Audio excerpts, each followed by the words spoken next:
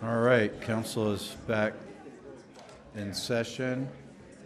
And we are discussing amendments labeled B and R. And I think we've had our explanations of those and then some debate, so we'll open it up for some more discussion. But we probably also need a motion. Yes, Ms. Morris. Mr. President, councillors, I just wanted to make sure that you were aware that B and R are competing amendments, and so you can't adopt both of them. You'd have to choose between one or the other or neither. Correct. Just to make sure that was See clear. what happens. Okay. Mr. President? Councilor Gibson. Thank you. I would like to move floor amendment as marked B in the packet. I believe this will be for Amendment 2. I'll second that. There's a Second. motion and a second for floor amendment B. Is there any discussion? Councilor Harris. Thank you, Mr. President. And kind of a general thing that I wanted to talk about with B versus R.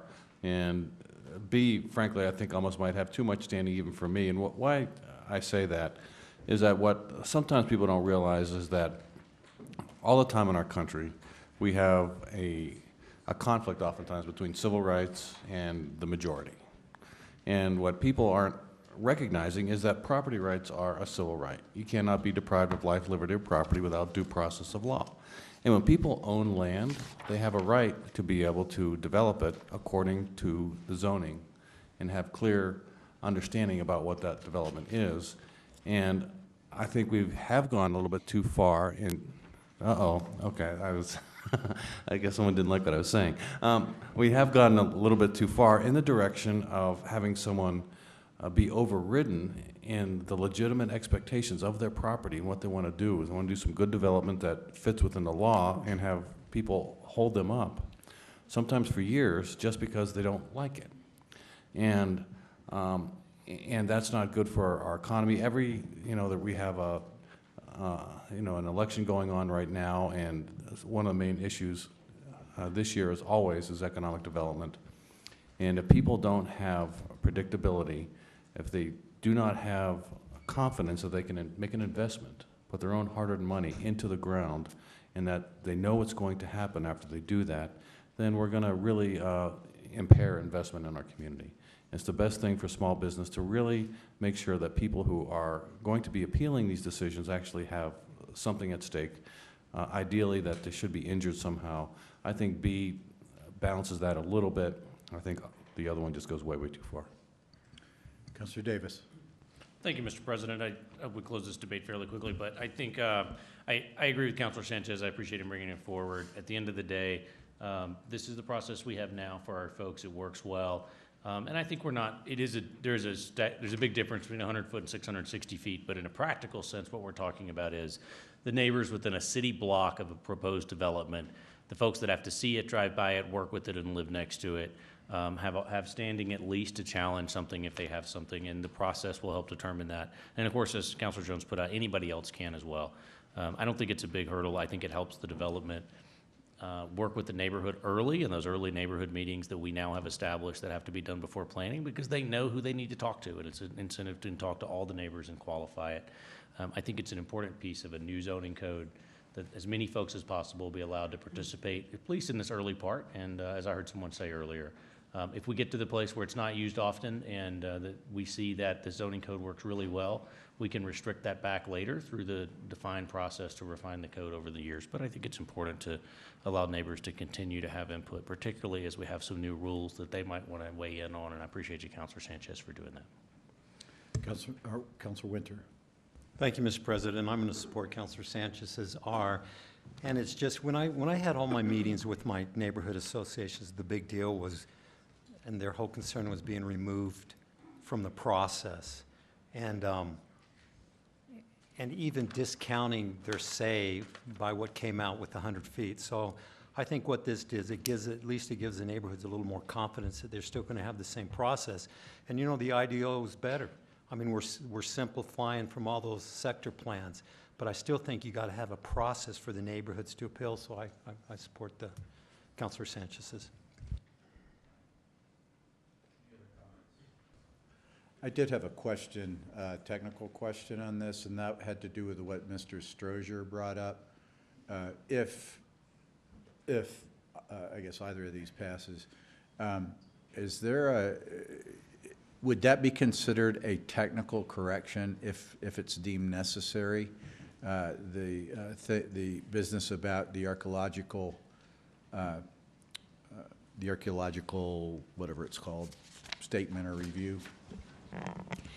Mr. President, yes. If it turns out that the archaeological certificate is not an appealable decision, revisions to something like that could be addressed during the 6-month effective period as a technical edit.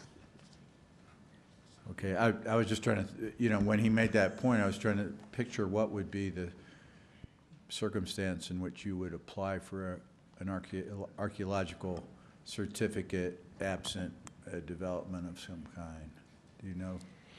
Mr. President, I don't believe that you would ask for an archaeological certificate absent of a actual development, but as with any decision made by the city, any decision can be appealed.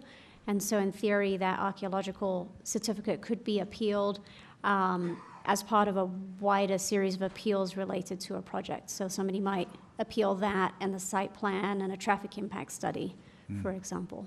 Okay, thank you. Any other discussion, councilors? Mr. President? Councilor Winter. Thank you. I'm sorry, I just wanted to clarify. So if we vote on Amendment C and it passes, then we won't vote on Amendment, B, I apologize. Mm-hmm. Then we won't vote on Amendment R, is that correct? That's correct. Because if R doesn't pass, then I guess C is the next best thing, but I still support R. Okay. Or we could Councilor pass them Harrison. both, which is like the situation we have now with competing sector plans and the underlying zoning. That's a joke, sorry. Okay. All right, so that's been moved and seconded. This is for floor amendment labeled B, and this would be floor amendment number 2 if it passes. All those in favor say yes and raise your hands. Yes. Opposed? No. And that fails on a 4-4. Did I read that correctly? So let's see the noes again. No. All right, better go back. Okay. All in favor of B? Raise your hands. Opposed? No. Okay. So that fails on a 4-4 vote. So we'll move on then to R, Amendment R. Councilor Sanchez. Thank you, Mr. President. I'd like to move floor amendment number R to Exhibit A to O-17-49. There's a motion and a second for R. This is labeled R. This would still be Amendment number 2, and this is the version labeled Standing 2. Any And basically, discussion? this amendment proposes distances that reflect the zoning code today. And again, I've said earlier that the zoning code with amendments, I think, has withstood the test of time, and it includes neighborhood associations to be involved and engaged in areas where there could be a potential conflict of interest, and I think they should have that right to do so. All right, there's a motion. Was there a second? A second from Vice President Winter. Councilor Harris. Yes, we were told by the consultants that came into town that we have some of the most complex zoning in the entire country and the most difficult zoning in the entire country. And by withstanding the test of time, that's what this does. It makes it one of the most complex and difficult zoning codes in the country. And I don't think that's a only thing we want to continue. Once again, on R, both of these are amendments to the present language in the IDO, in the floor substitute that we have before us, correct? Mr. President, that's correct, yes. Amendment R is the distances per the zoning code today. If this doesn't pass, It would go to what the IDO has, which is 100 feet for residents, and within or adjacent for neighborhood associations. Okay. So that's clarification on what we're voting on. Any other discussion, councilors? All those in favor say yes and raise your hands. Yes. Yes. Opposed? No. And that passes on a 5-3 vote. Okay, so that would be number 2. Now we'll move to, this would be amendment number 3, and we'll discuss amendment C, neighborhood meetings, and this is, put to it here.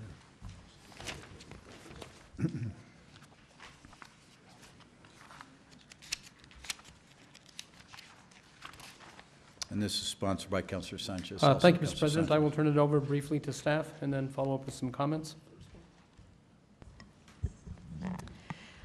Mr. President, Councilor Sanchez, Amendment C addresses several different aspects of the neighborhood association process and notification process.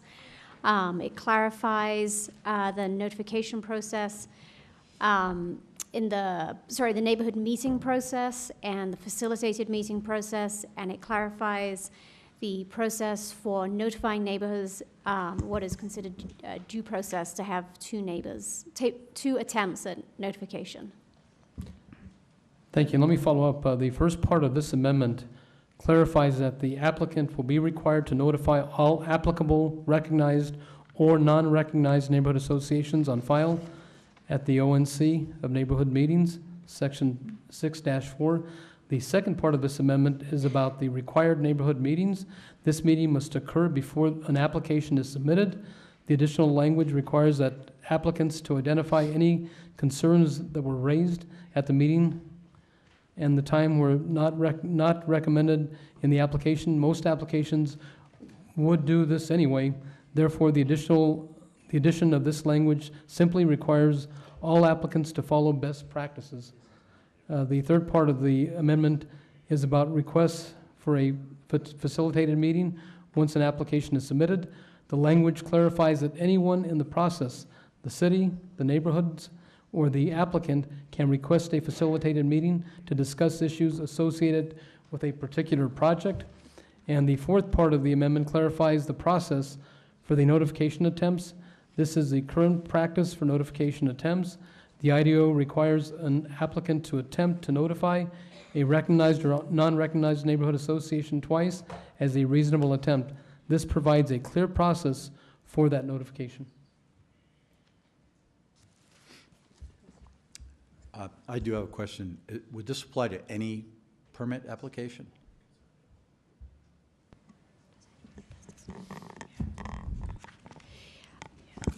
Mr. President, it would. There is a table for notification processes, and so that is on page 363 of the IDO.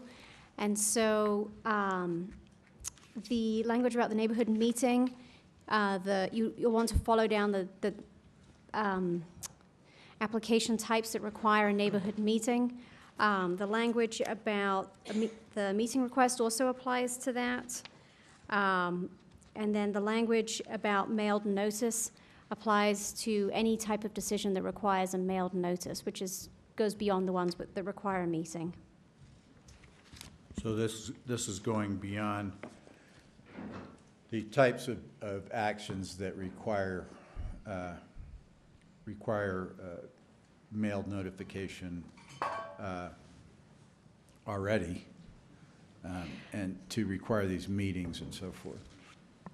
So Mr. President, numbers 1 and 4 are already on the books. This is the process that is today in the zoning code, and these amendments relocate them within this section for clarity. These would have been part of technical edits had we not had this amendment about other neighborhood-related stuff. Amendment number 2 just clarifies the language about what's required in the letter as a response from the applicant to the neighborhood meeting. This one really just requires best practices from an applicant. An applicant who's doing a good job will thoroughly report on what was discussed at a meeting and we'll discuss what can be accommodated and what can't, and we'll explain why they can't accommodate those. And then Amendment 3 just Section 3 just clarifies that anyone can request a facilitated meeting, be they neighborhood associations, the city, or the developer could request that. All right, thank you. Councilor Jones.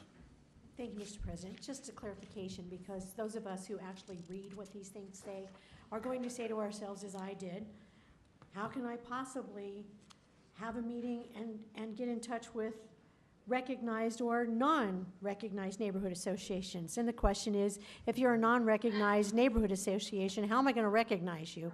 And thank you. Whoever did, thank you. So, and then I asked the question, it was explained to me. Would someone please explain to me how and what constitutes a non-recognized neighborhood association?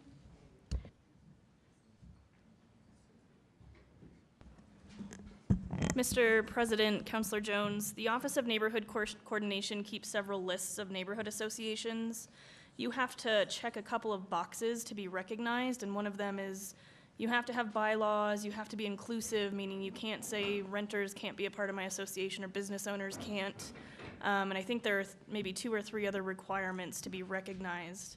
To be unrecognized, all you have to do is submit an application to the city. You don't have to follow any of those rules. So they keep a list of both of those types of associations that essentially get treated the same today in our zoning code under 092, the Neighborhood Association Recognition Ordinance.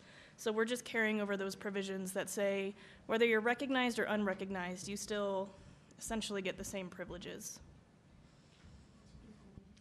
A follow-up, and I know that ONC isn't here, but I'm going to ask it anyway. If you don't care enough to follow the rules to be a recognized neighborhood association, why are we treating you exactly the same as a recognized neighborhood association?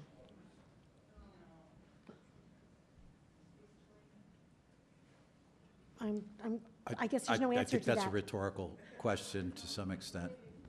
And Michaela. I Thank was you. going to say, or I could ask a question. Go ahead.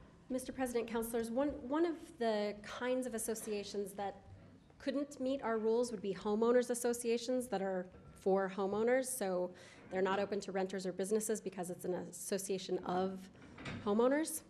So they're one example of a kind of association that doesn't meet our neighborhood recognition ordinance because they can't check that box. Thank you, Michaela. That makes it perfectly clear. Thank you. All right. Other discussion? Okay, seeing none, there's a motion, and was there a second? All those in favor say yes? Yes. Opposed? And that passes. All right, that would be floor amendment number 3. Mr. President. Councilor Lewis. Mr. President, I want to move to reconsider Amendment 2. Okay. Which was B. That is B. All right, there's a motion and a second to reconsider amendment number 2, which was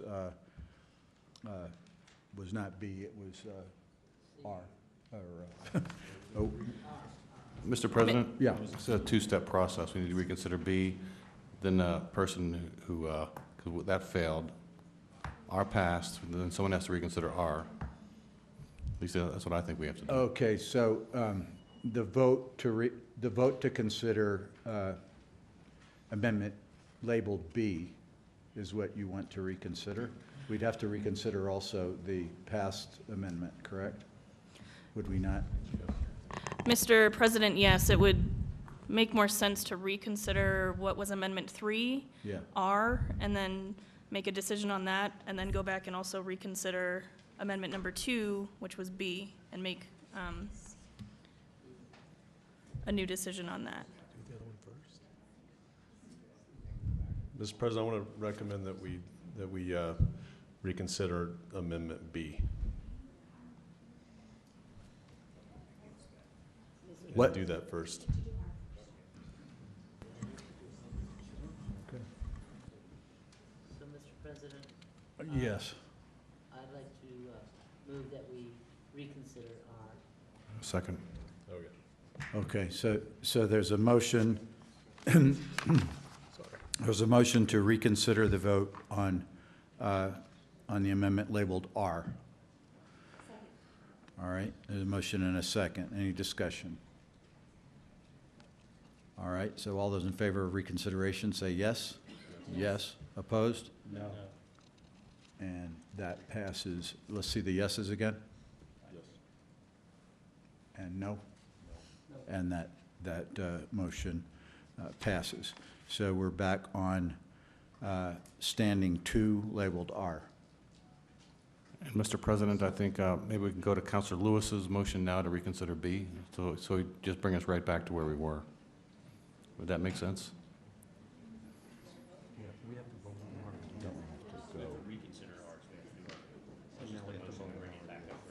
I think there's a question of procedure, which I was assuming that the last actual passed motion, which was R, would have to be reconsidered, followed by, Yep. and we'd have to go ahead and have the vote on that. Yeah, Mr. President, so the way it sets up is, as we know, the two can't live together. So you passed R, and so if you reconsidered B first and that passed, then you'd have two conflicting motions living together with the risk of R not being repealed. So the order should be, if you want to repeal R, you need to take that up first. You've got a motion to reconsider, and that is passed.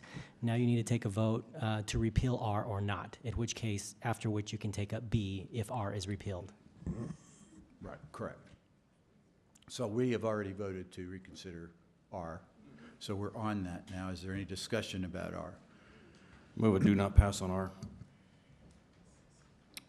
All right, what's that? I'll move a do not pass on A R. do not pass, okay. All right, so the motion is for a do not pass on the previous action of R. There's a motion and a second. Is that appropriate? Mr. President, that's fine. I think the notion is to repeal R, do not pass, I think signifies that sufficiently. I'll amend my motion to a repeal of Okay, R. thank you.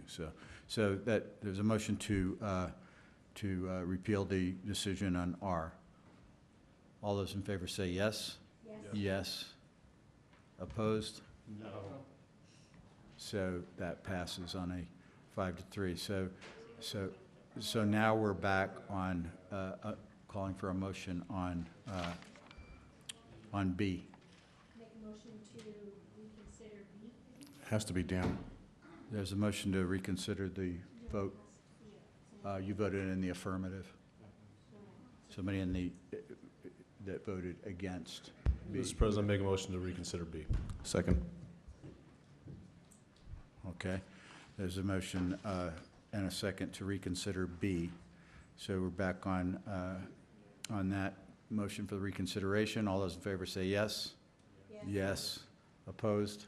No. And that passes on a 5-3 vote. Now we're back on B.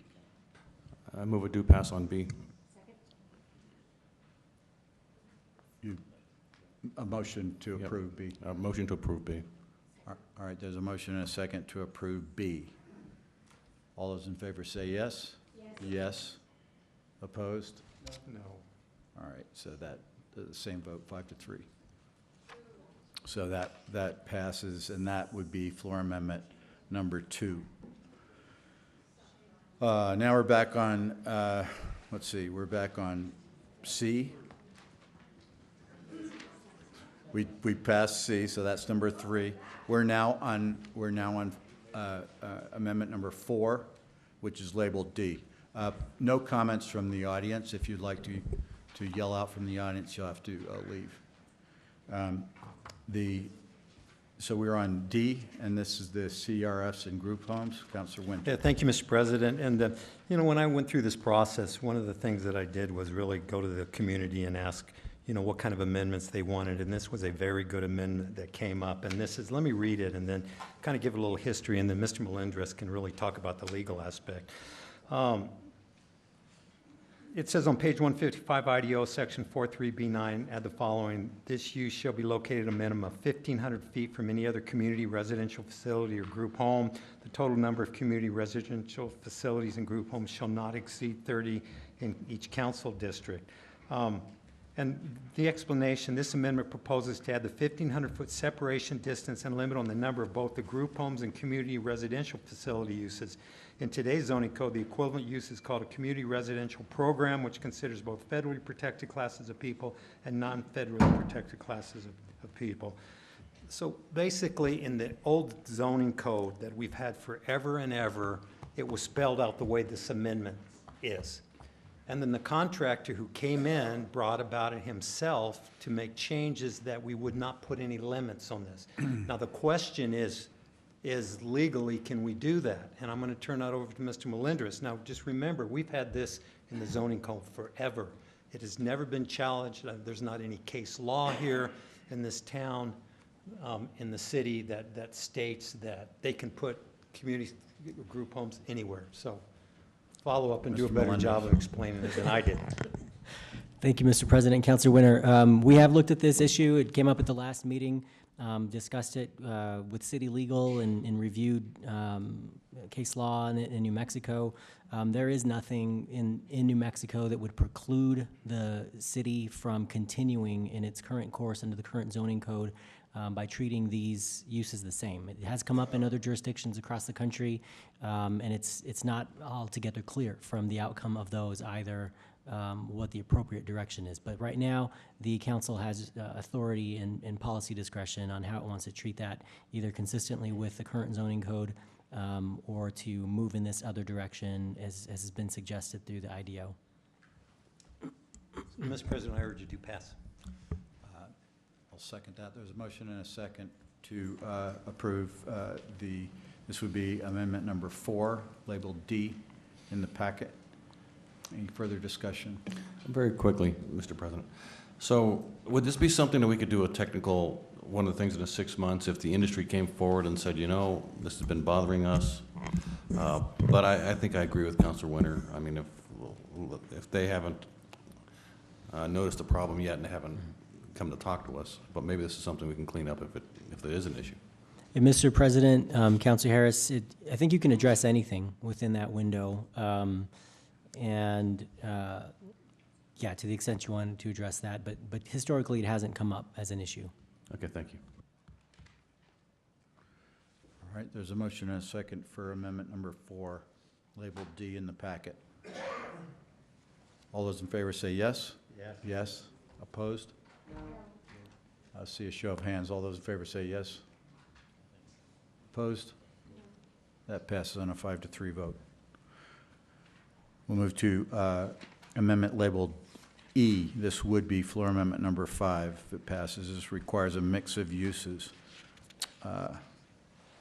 on the west side. And this is Councilor Sanchez. Thank you, Mr. President. I move floor amendment number 5 to Exhibit A to O-17-49. There's a motion and a second for floor amendment number 5. And I will turn it over to staff for a few brief comments and then continue on. And before we do, Mr. President, is this one where there's competing amendments? There would be, no but other- Councilor Pena is not present tonight. I know that she was concerned about mixed uses in adding residential in. I mean, if we're going to have a special meeting, I can defer this until next Monday night. That is going to be the case. We can hear both bills. Mr. President, Councilor Sanchez, Councilor Harris, the amendment that Councilor Pena raised at the previous meeting would not have competed with this. This just applies to wherever mixed-use zoning is mapped on the west side. The IDO introduces mixed-use zoning to the west side. The zoning today is O1, C1, C2, C3 as the non-residential zones. The C1, C2, and C3 zones allow residential uses only if you're on a transit corridor or if you're an activity center. The O1 allows you to do residential uses for 25% of the property. Those are all translating into MXT, MXL, MXM, and MXH, the mixed-use zones. And those zones, as written, would allow you to do 100% residential or 100% commercial, any mix therein. Councilor Sanchez's amendment would require that the 50% of the ground floor primary facade, so not the entire ground floor area, but just 50% of the area that is along the main facade be in commercial uses. This seeks to try and protect some of that commercial use to ensure that as the west side develops out, that there are still services for folks living on the west side, as well as jobs opportunities and a true balance on the west side. Any comments or questions, Councilor Jones? Thank you, Mr. President. And interestingly, I would normally say this is a little tough to work with because I would be afraid that we would end up with two buildings and now they're have to be all something or all something else in order to pick it. But I know that there's a developer who not too long ago does a lot of rehab of stuff, and on Central, they did a mixed use, but they did this facade thing specifically on the corridor. It's a beautiful project and it adds a lot to the community, and it also has some little restaurant, coffee space and that type of thing. So had I not seen it done, it would have not been comfortable, but the result was very, very good. So, and I think I've gotten great reviews from everyone who lives there and works there and walks the street. So I think this is a good compromise. It should help. Thank you. Councilor Lewis. And Mr. President, I would, I guess, respectfully ask Councilor Sanchez, a sponsor, just to defer this. I think it's important to, since this affects the west side so much, to have 3 city councilors that are voting specifically on this issue. And I will, but my concern right now, are we going to have a special meeting next Monday? We have scheduled a meeting next Monday, if Yeah, necessary. if that's the case, then I will defer this until the special meeting next Monday. Second. All right, there's a motion on us. Well, we don't need to defer but we'll just move on to the next labeled amendment, which is F, and this is Councilor Jones. I'm sure that staff wants to talk to this one because it's a change to existing.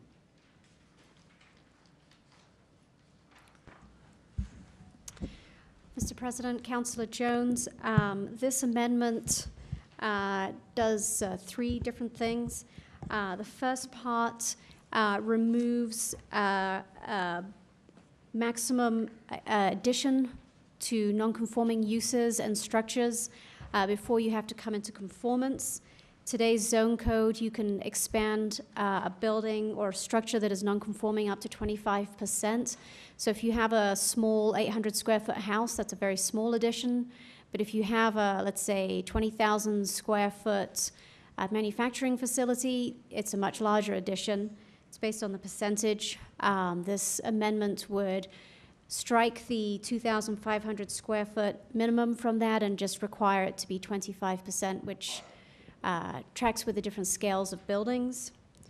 This amendment also reduces the separation distance for heavy manufacturing uses only.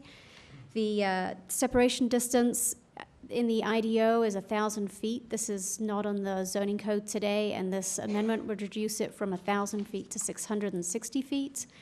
1,000 feet is about the equivalent of 3 city blocks, whereas 660 feet is the equivalent of about 2 city blocks. And the last part of this amendment reduces the ratio for heavy manufacturing parking uses, parking needs. Heavy manufacturing often involves very large structures, but they're not very heavily staffed, and so requiring a higher parking ratio would have meant that there was a lot of unnecessary parking. It's worth noting that parkings are minimums, so if an employer knew that they had a lot more employees coming, they would, of course, need to provide those additional spaces. Councilor Jones. I'd like to make a motion to approve. And Is there a second? Number This would be number 5. 5. So there's a motion. Is there a second to approve?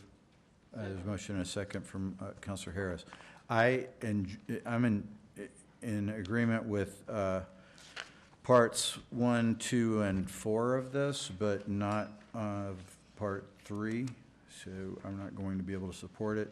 The 1,000-foot distance to residential uses is something that was already in the IDO, and I thought that was an appropriate protection for neighborhoods. This was specifically discussed with regard to neighborhoods like San Jose, so I'd not be able to support it. Any other discussion? There's a motion and a second. Councilor Jones. Mr. President, I don't think that would ever be an issue, but if we could change the 1,000 to 660 on everything except for residential, and because this is addressing it's in I would strike not- or residential use. So this, we're talking about now item 3, Item 3, the one that you have a problem with. and you're suggesting that That it is we in strike, currently it's at 1,000, so if we were to just strike the words residential use, it I would believe be that would as do it. currently Staff, written. would that do it? Because we still want it a lesser distance between the Yeah, other, right. the other categories. So I think if we took out, if we took out, we could leave it at 1,000 and take out the words, No. or no? No, we want to leave it at 660. I thought you had it at 1,000 in the IDO already, correct? Mr. President, Councillor Jones, to treat the two separately, Okay. you would want to strike residential use from this and then add an extra line that is 1,000 feet for residential uses, so that you'd Perfect. have That's- two separate Okay. distances. Thank you, Ms. Morris. That's what I would like to do. Thank you. Okay. All right, so So I would like to make you that amendment. consider that, Yes. that's an amendment to the amendment. All right, any other discussion? Councilor Harris? Yes, I think I'd like staff to actually read in the record exactly what that's going to say, because she kind of did it on the fly. Because it's not just a little technical thing, so she's doing that now. Go ahead, Petra. Mr. President, Councillor Harris, the section would read on page 177 of the IDO in section 43E3A2, revise as follows: within 660 feet of a lot containing a religious institution, elementary, middle, or high school, other than an and it would full stop. And then the next one would be within 1,000 feet of a lot containing a residential use other than an accessory dwelling unit used as a caretaker's dwelling for a non-residential property. And those would be two separate line items. Thank you, Petra. I That feel more would- comfortable voting on that. Yeah, thank you. Thank you. That is the amendment that I would like to make. All right, there's a motion and a second for the amendment labeled F. This would be amendment number 5. All those in favor say yes? Yes. Opposed? And that passes. That'll take us to item G, building and site design. Councilor Sanchez. Thank you, Mr. President. I move floor amendment number 6 to Exhibit A 20-17-49. And I will have staff to brief explanation. Mr. President, Councillor Sanchez, this amendment addresses two different issues. The first one requires a 50-foot separation between a car wash and any associated outdoor uses, so for example, vacuuming. This reflects the 50-foot separation distance today for drive-throughs and the order board. In all these cases, the separation distance recognizes the potential audible impact from the uses. The second part of this amendment requires that outdoor seating and gathering areas be provided at a 30,000 square foot gross floor area ratio. This amendment would require that more outdoor seating is provided, and given the delightful climate that we have here in New Mexico, having those outdoor seating areas are pretty important for both customers and employees. And I have a question with regard to that. What are the standards for this seating and gathering area as far as size or number of persons to be accommodated,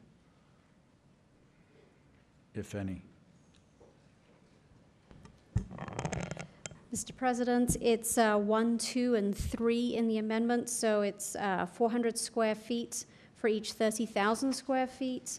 25% shall be shaded by the sun, and the seating and gathering area shall have pedestrian scale lighting, street furniture or seating areas, and trash receptacles. All right, thank you. Any other discussion? This is floor amendment number 6. All those in favor say yes. Yes. Yes. Opposed? And that passes. Takes us to floor amendment labeled H. This would be number 7. And I'm sponsoring this amendment. And what this does is it revises the use-specific standards for co-housing and cottage development in the RA zone district. And it adds a clarification that open balconies and rooftop decks do not count towards usable open space in the RA zone district. This type of open space is typically counted in urban areas, but it's not appropriate in a agricultural zone. There's a motion and a second. This would be floor amendment number 7. It's the amendment labeled H. All those in favor say yes. Yes. Opposed? And that passes. Will take us to floor amendment number I. I'm also sponsoring this. This would be number 8. This applies only to the Sawmill Wells Park Sector Development Plan, and these are some corrections to bring the within this area to bring the some of the various provisions that were left out from that plan in, and that includes the some of the provisions for accessible living quarters on lots larger than 7,000 square feet, and the provisions for townhouses and attached dwellings is permissive. These come straight from the Sawmill Wells Park Sector Development Plan. So I'll move floor amendment number 8. There's a motion and a second. Any discussion? Seeing none, all those in favor say yes. Yes. Opposed? And that passes. Takes us to, this would be floor amendment number 9, and this is the amendment labeled J. And we had a fair amount of discussion about this from the public. This is the provisions for walls and fences. And having looked at this quite a bit myself as a co-sponsor, I think this gets us back pretty close to what the requirements are today for these types of, these walls within the front and side, corner side yard setbacks, which is a limitation of 3 feet. And of course, once you get back to where you're within the setback requirements of the house, you could still build, if you choose, a 6-foot wall, whether folks might like that or not, if you're consistent with the setback requirements of the house. Am I correct? Mr. President, yes, on the corner lots, that is correct. All right. Any other discussion? Go ahead and move it. Sure. Yeah, Mr. President, I'd like to make a motion to move item J as amendment number 9. All right, there's a motion and a second for amendment number 9. Any further discussion? Seeing none, all those in favor say yes. Yes. Opposed? That passes. That takes us to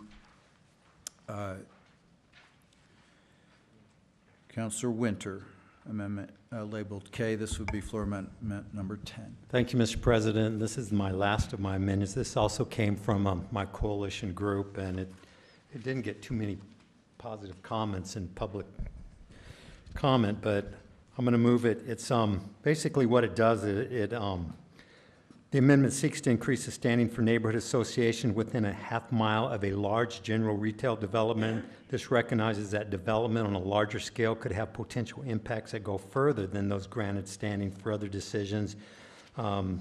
Retail general is defined on page 520 in the IDO. So I'll move a do pass.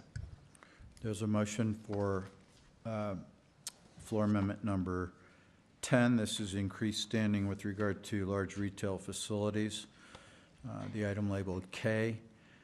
Any further discussion? Did I hear a second? There is a second from Counselor Gibson?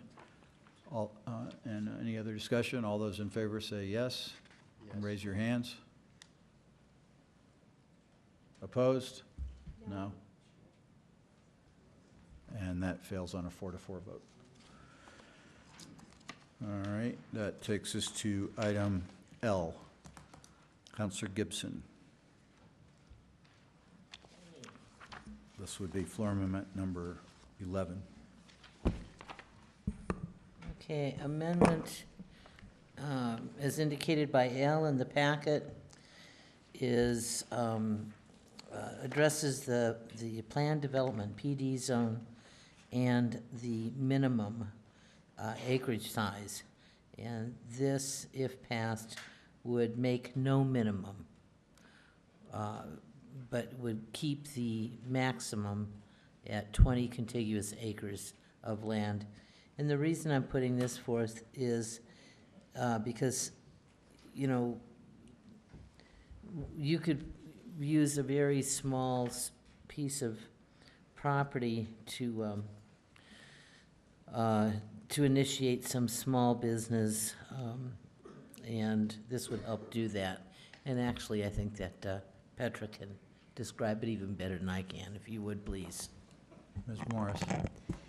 Mr. President, Councilor Gibson, the PD zone is intended to be a relief valve for the IDO, so when a development does not fit the IDO regulations, an applicant could come in and request the PD zone because, for example, the mix of uses is not available in one of the standard zones, or is something that is particularly unique. And so by removing the minimum acreage, this would increase the number of properties within Albuquerque where you could request this zone. The acreage, 2 acres, is about the size of, I've forgotten how many blocks. So 20 acres is about the size of 10 city blocks, and 2 acres is the size of about 1 city block. So that you've got kind of a pattern there that somebody could fit into. If it's less than 2 acres, that's about less than 1 city block.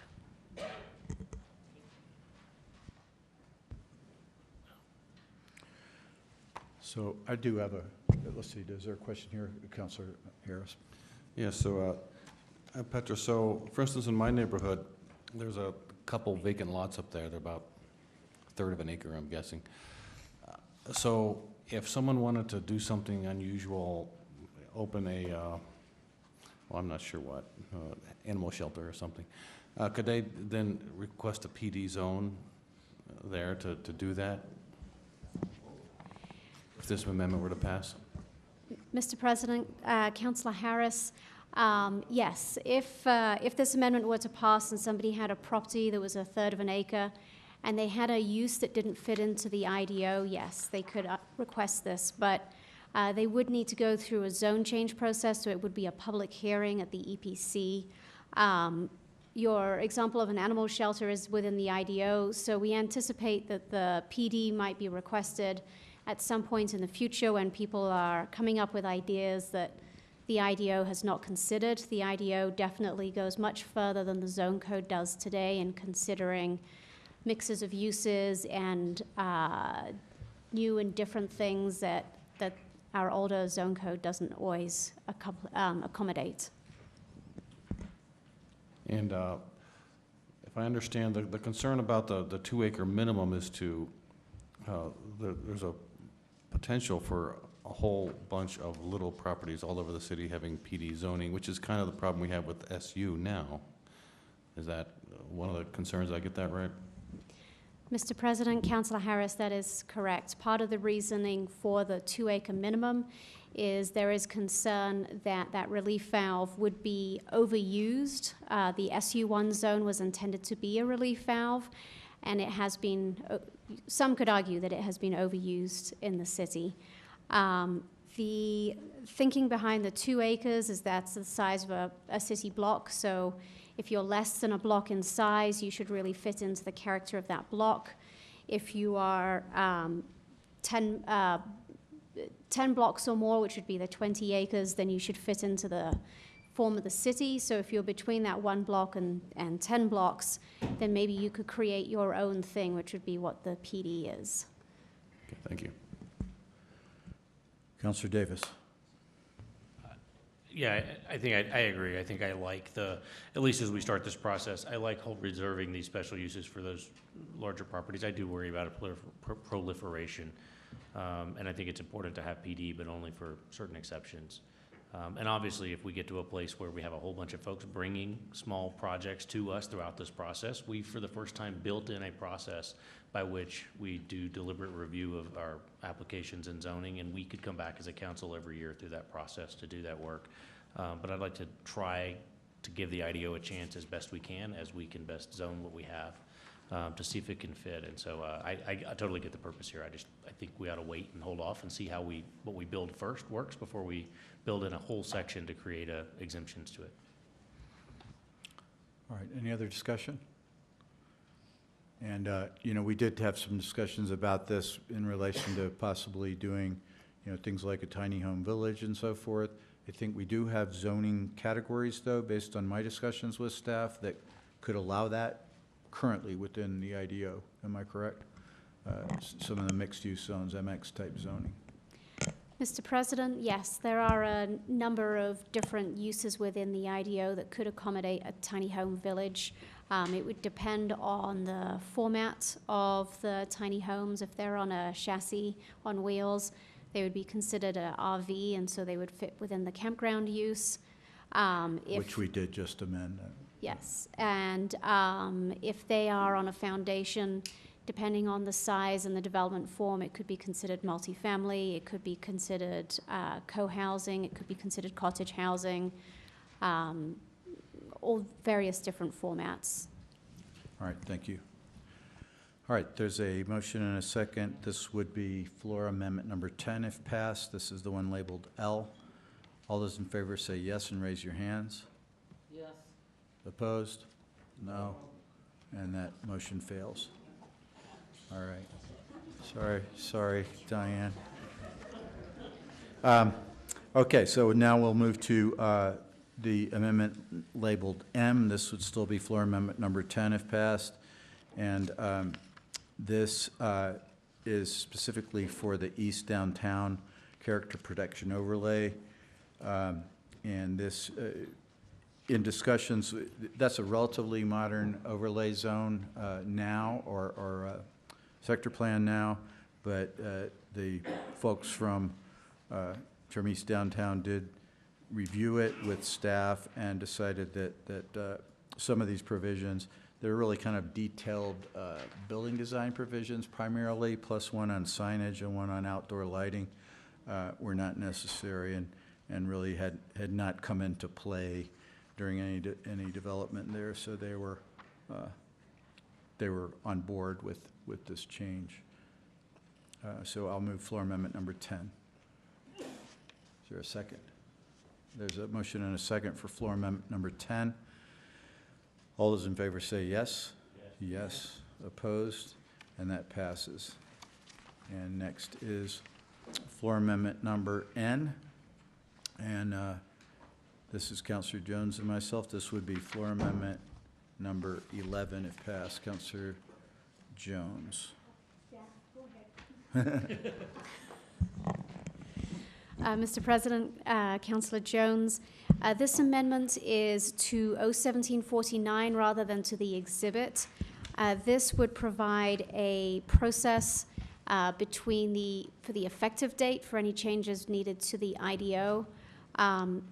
If the IDO, or when the IDO is adopted, if there are any amendments, it won't actually go into effect for 6 months.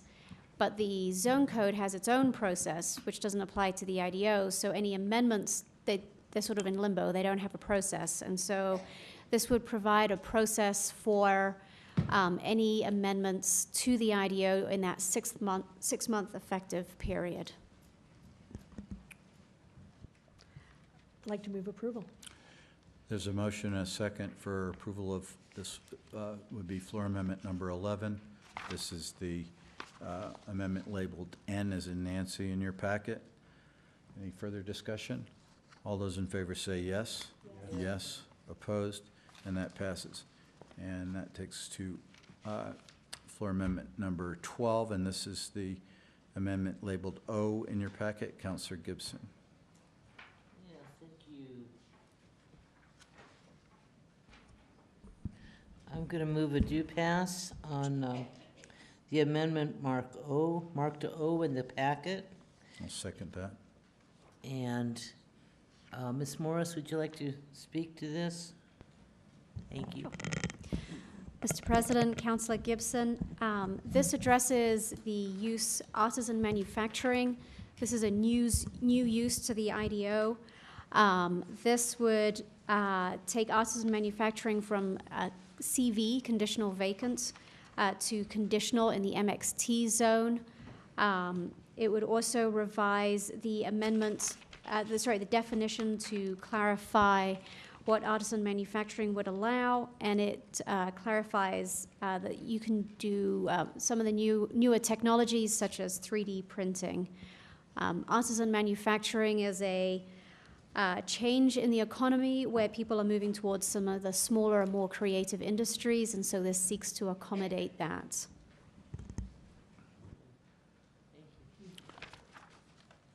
All right, there's a motion and a second for floor amendment number 12, labeled O in the packet. Any other discussion? All those in favor say yes. Yes. Opposed? And that passes. And that takes us to floor amendment number 13. And this is labeled P in your packet. And this is sponsored by Councilor Jones, but staff want to give us a quick rundown again on this? Mr. President, thank you. This amendment is pretty technical in nature. It provides a process for the master development plan approvals. Master development plans are required in the NRBP zone when the property is over 20 acres. This tracks with the IP zone today. This just clarifies what that process would be. All right, thank you. So again, these are technical amendments. I'll go ahead and move this on behalf of Councilor Jones. Is there a second? Second. There's a motion and a second for floor amendment number 13, labeled P in the packet. Any further discussion? All those in favor say yes. Yes. Opposed? And that passes. The next amendment would be amendment number 14, and I'm the sponsor of this amendment, which essentially combines the, in the draft version of the IDO, there are separate categories for dwelling, for cottage development and co-housing development. But in terms of the form that's produced by these types of developments, those two uses are almost identical.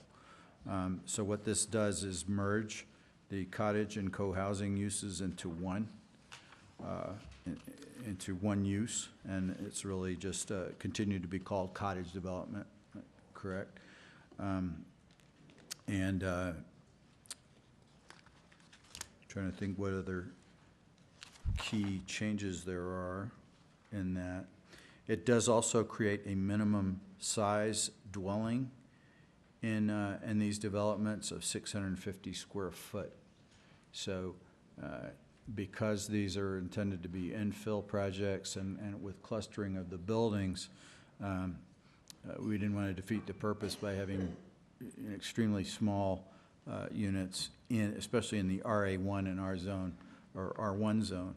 In other zones, this use could still occur with a smaller unit type, specifically something like tiny homes would be allowed, but not in the R1 or RA zones. Did I miss anything else about this that we've changed from the two original? That's pretty much it. It does allow a communal space, which existed in the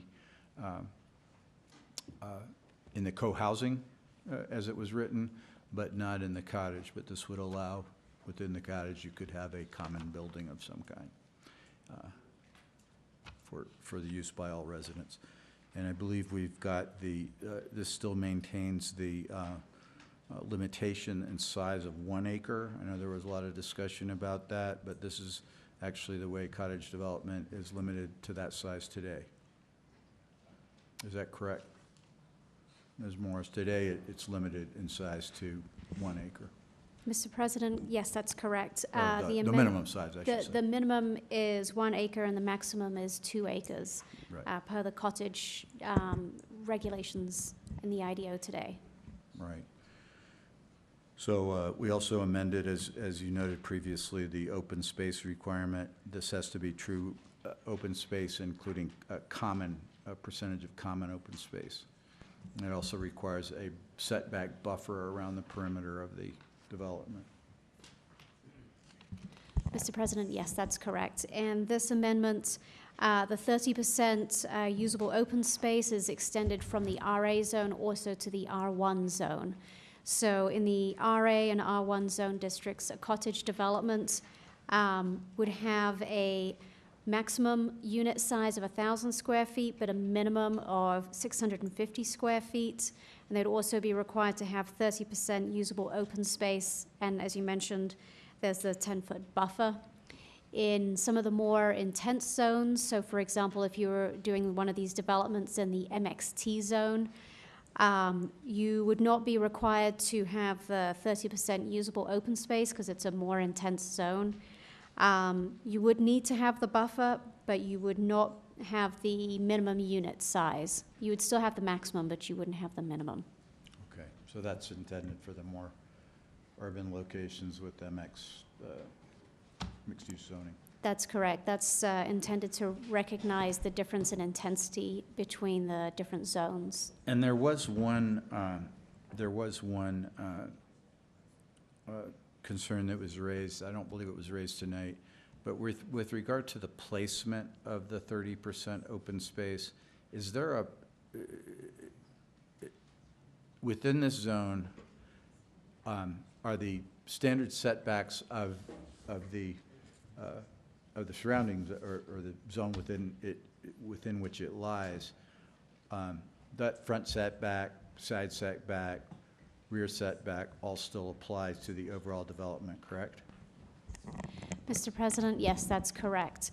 Okay. The language about where the usable open space is located is actually in a different use. That's in the cluster development, and that has the language about the common space being visible from the right-of-way. But that is not carried over into the cottage and co-housing use in the IDO, and it's not carried over into this.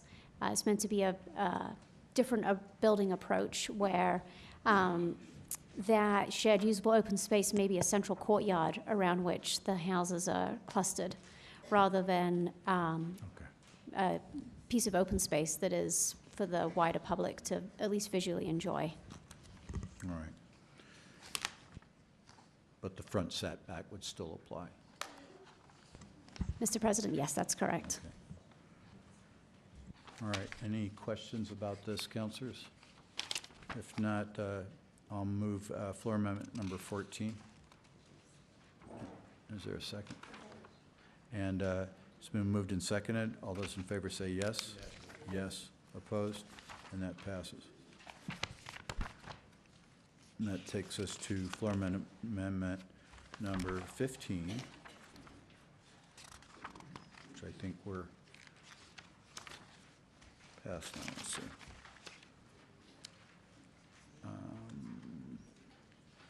Technical edits. That's amendment number labeled S. And these technical edits, I guess, will be explained by staff.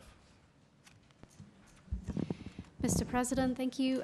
This is in addition to the technical edits during the LUPS process, which was Amendment W. The spreadsheet that's attached to this identifies technical edits in the IDO. These were either drawn to our attention by the public or came up during the ongoing staff review and response to amendments and edits.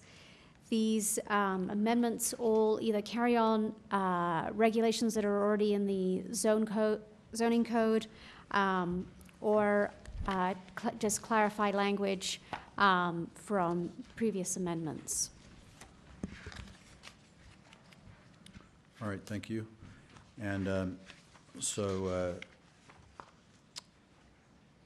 Councilor Jones, you want to move this? Yes, thank you, Mr. President. I'd like to move a do pass. So there's a motion for floor amendment. This would be number 15, and it's labeled S in your package. All those, it's been moved and seconded. All those in favor say yes. Yes. Opposed, and that passes. And that concludes the packet of amendments. So we're back on the bill for discussion, councilors. Councilor Davis. Mr. President, I think it's been a long process for us to begin this process, from conception through EPC, through the various LUPs, and now through multiple hearings here at the City Council. We've heard a lot of input. We've passed a lot of amendments. I think it would be important for us to take a minute and continue this hearing on to another meeting. And so I'd make a motion that we take this item and continue it until maybe November 13th that we've set aside for this, so that we can have a chance to digest everything here and pick up where we left off here in another week. Second. There's a motion and a second to continue this bill, and we would probably have, suppose if this were to pass, we would do the same for the other two bills. And I am inclined to support that myself. I would just like to say that, yes, this, without question, anything of this magnitude is laborious. The existing system has kind of come together in some good ways and in some really poor ways by default over a 60-year period, really, since we first had zoning in Albuquerque. At that time, there was no separation of use. There were corner stores and mixed uses and generally residential areas that still contained some services nearby. That went away with the divisions of Euclidean zoning and a very divided zoning code, which really was appropriate for the 1950s, but I think it really made us very dependent on the automobile as a way to get our services met. And we heard the stories about how the consultant described how complicated the system is. And, you know, it's not for everyone. For some of us who have brand new, relatively spanking new zoning sector development plans, we have the benefit of using that. But then we have a large percentage of the city that doesn't have a sector plan, or perhaps has an old sector plan. Some of the people were talking about, I think Mr. Schrader was talking about the San Jose neighborhood, and that has a very grossly outdated sector plan that has not, the proof's in the pudding. We can't say that that sector plan and that existing zoning system has protected that neighborhood. And I would stand here now and say that this absolutely provides more protections for that neighborhood. I think it's really important also to note that we've never had a system laid out for us to evaluate how we're doing with our zoning system on an ongoing basis. And that's really important that we have that, especially given that yes, we're collapsing some of these specialized sector plans into a larger system. But again, if you've got a really brand new modern sector plan, I could understand why this would be a little tough to swallow. At the same time, those modern sector plans have informed what we're trying to enact citywide to allow and to encourage a better development, more sensitive development, more neighborhood protection.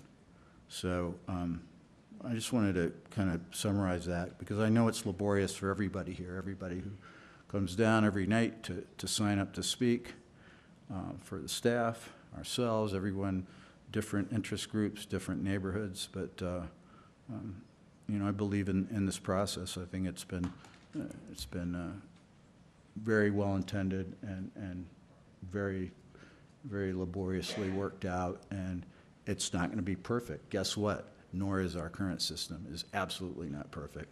And the continuous improvement system of that is pretty much by appeals, you know, appeals and fighting, you know, and it doesn't, once an appeal is heard or denied or whatever, you're just back to what you had. You know, you haven't really addressed oftentimes the root problems that brought on that appeal. I just wanted to say that about it, but we do have a motion to continue this item until the special meeting that's been scheduled for the 13th. Is there any other discussion on that? Councilor Harris. Yes, thank you, Mr. President. I think you just gave an eloquent reason why we shouldn't continue this. And it's because we've done so much work and we've come so far, and this is not a perfect code, but it's a far better one than we have. And speaking about new sector development plans, I think the East Gateway Sector Plan is something I sponsored. I think it passed somewhere around 2009, perhaps. And I look back on that, and I think there's a lot of good things in that plan, but as I look back on it and I look at the process, I'm not so sure that it really improved things, because it created another overlay on top of an overlay on top of an overlay. And then I found out after that the plan was passed that people didn't understand it, because there were conflicts with the plan and with amendments that were made that never got into plan, and with the underlying zoning. And so you try to make it better, and I think a lot of times what we have now with these sector plans and this other specialized zoning throughout the cities has actually made things worse and more complicated, and we're harming economic development. And I think this is an opportunity to really move forward. So I would like to move forward, to exercise our leadership as counselors, and to actually do something that takes some courage, because there are some people who don't understand it. But that's not a reason for us not to pass it. Because, I mean, every year we pass a budget, which is every bit as complex as this. And we don't wait until everyone in our neighborhood understands it before we vote on it. We pass building codes. Sometimes, you know, fairly frequently, updates to building codes. And if every one of our people in our neighborhoods had to understand those building codes before we pass them, we'd never get anything done. So, I mean, we got elected for a reason, to exercise our judgment, and it's my judgment, that this is something good for the city and we need to go forward, and I would like to not continue this. Councilor Sanchez. Thank you, Mr. President. I will not support a continuance. I will support a deferral. What happens with a continuance is that this next meeting, we're having a special meeting. I truly believe that the public should have an opportunity to weigh in one more time. This is a major overhaul in our zoning code, and the public should be involved and engaged in every which way. With a continuance, they will not be allowed to speak. This will just be a debate among the council members. And I know we've come a long way with the IDO, but I just feel it is important that we give ample opportunity both to the business community and also to the neighborhood associations, that opportunity to voice their opinion. If it's only going to be one more meeting, I would prefer a 90-day deferral, because I truly and honestly believe that we should have the next mayor involved in this process. I'm not saying going over the 90-day time frame, but the next administration should be engaged and should be involved on what we are doing here this evening. And I want to commend our staff, because I think they've done a tremendous amount of work over the past 3 years in trying to work through this very difficult and very complex situation. But tonight we had 19 amendments introduced, 19 amendments. 15 of those amendments were passed. I mean, that shows the complexity of this IDO and some of the work that I believe still needs to be done. I don't think 90 days is going to hurt anyone. It'll engage the next administration, and there should be involvement from the next administration, especially when we are overhauling the entire zoning code. Councilor Gibson. Let's see, I do not support a 90-day deferral. I will go along with continuing until, when would that be, next, Next Monday. okay, the 13th? But I also think that I'd be okay with voting on it now. However, I do not want to see us defer this for 90 days. We're not going to know substantially more in 90 days than what we do now. And if we do, then those can go into future amendments that we can address, as we've said over and over again, for the first 6 months after this is approved. I think it would be really poor judgment to put it off another 90 days. Even a month is too long. Staff has done a really, really good job on this. I think we can all agree on that. We've heard from public comment, and we've addressed a lot of the good ideas that the public has come down here and put in front of us, and I'm grateful for that. I think we're all grateful for that. But this is the time. We need to either vote on this now or on the 13th. Councilor Jones. Thank you, Mr. President.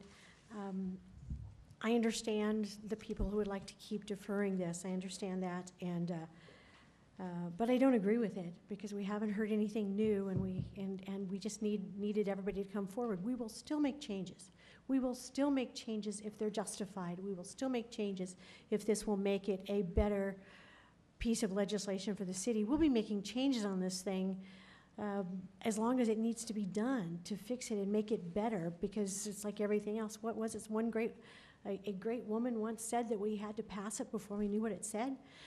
We know what it says, but we don't necessarily know that it's going to work the way we think it's going to work until we practice a little bit, and then we'll change it if it doesn't work.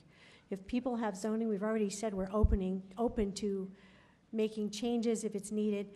Deferring, and not making any changes during those deferrals is what we don't want to do. We need to make this happen. We need to start working this system so we can truly find the issues. I cannot support, I will not support a continuance. I believe it's time for us to vote on this. Anything that we want to change can be changed at any meeting through an amendment. We have the right to do that. That is what the city council is supposed to do. And it's time for us now to stand up and make a stand on what we think is right. If we don't think it's right, then we vote no. If we do think it's right, we vote yes.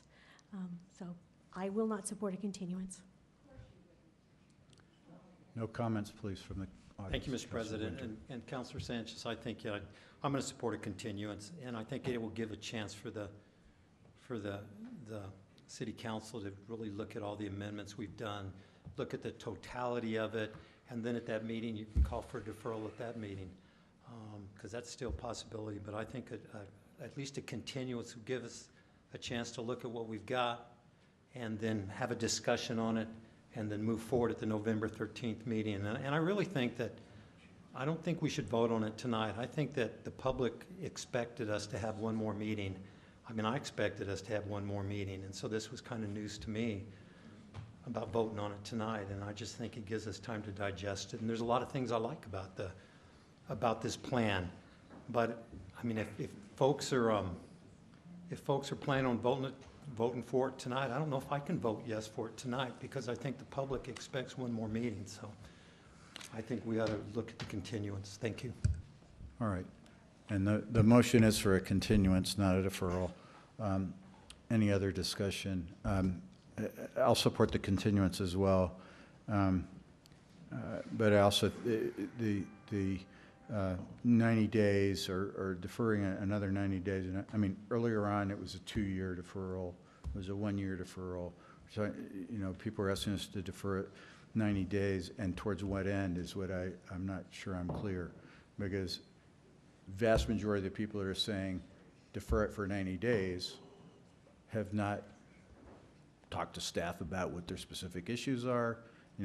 Anybody who has come to and asked for a meeting with our staff has received that meeting. All right.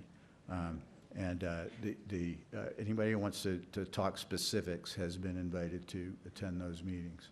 And my experience has been, you know, for instance, in the East Downtown, folks, they were very worried about the change that was going to occur. Once they had a meeting, they said, you know, the issues have been dealt with already, you know. In fact, they removed some of the provisions that were in there previously. So, you know, I absolutely do not support any further deferral. I think also with regard to a new mayor coming in, a new mayor coming in is going to be in the position of the executive. The governing body remains the land use authority of the city, and this governing body is going to be the same with the exception of one seat. So, you know, there's no reason to say, well, suddenly a mayor is going to come in and upset the whole apple cart based on, you know, land use policy and land use decisions of this governing body. So, but I will support the continuance. So I think, unless there are any other comments, Councilor Sanchez. Thank you, Mr. President. I would like to then move a deferral until the November 13th meeting to allow public comment. Let's say point of order. Yeah, there's a continuance on the table. I don't think a deferral. Does that, deferral doesn't trump a continuance? Mr. Chairman, they're effectively equivalent motions with differing significance, Okay, so it does the not motion on trump the table is for a continuance. continuance. So all those in favor say yes? Yes. Yes? Opposed? No. And that fails on a 4-4 vote. Let's say, show of hands. Yes. Yes? Opposed? For the continuance? Yes. Oh, I'm sorry. It's me. All right. All those in favor of the continuance until the 13th, raise your hand, say yes. Yes. And that passes on a 5, opposed? Passes on a 5-3 vote. All right, so that item will be continued, and I'll move a continuance on committee substitute R213 until November 13th. Or is this just already deferred? Or should this, well, we can't continue it because we haven't debated those tonight unless we want to. Mr. President, if you wanted to open it and move it, open it, and then All right. continue it, you could do that. Okay. If you defer it, it'll have different significance in respect to comment, right. as we've heard. So I'll move a due pass on committee substitute R213. Second. There's a motion and a second. I move a continuance until the November 13th meeting. There's a motion and a second for continuance of committee substitute R213. All those in favor say yes. Yes. Opposed, that passes. And then items, Councilor Sanchez in the negative. The next is item committee substitute R240. I'll move a due pass. Second. Motion and a second for due pass. I move a continuance until the November 13th meeting. There's a motion and a second for continuance to November 13th on committee substitute R240. All those in favor say yes. Yes. Opposed? No. And that passes on a 7-1 vote. All right, we'll move on to general public comments.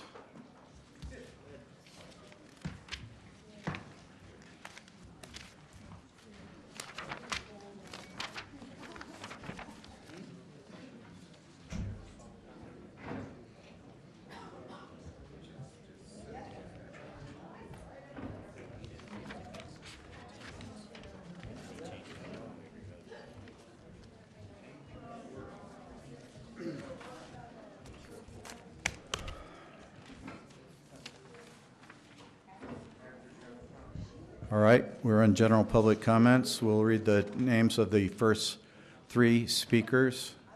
And when you hear your name, come on down and sit in the front row, and you'll be ready to speak when your name is called.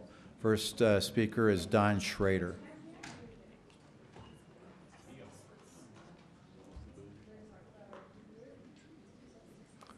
All right, Mr. Schrader is not here. Alan Reed.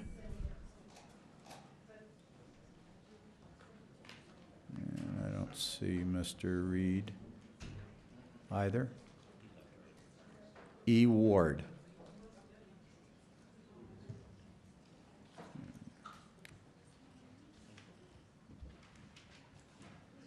E. Ward, followed by Jerry Worrell, followed by Loretta Naranjo Lopez.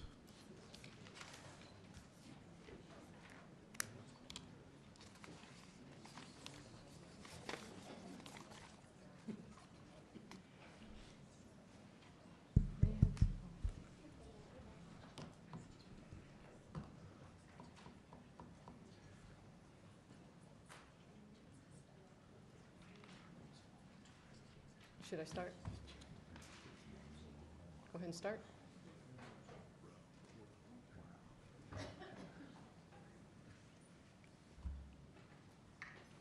Counselors, many of the developer and commercial real estate community has come and made the argument of how costly and complex, and it's hurting our economy, our complex regulatory system. That was echoed or parroted by Councilor Harris. And in fact, the ABC to Z project team studied that very thing. UNM looked at the cost of our complex regulatory system.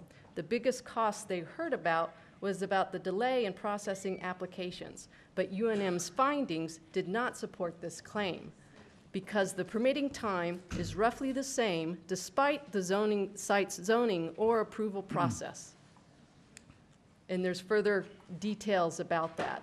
Overall, 93.2% of permits were approved within 6 months. And so I'm submitting this document into the record for the IDO.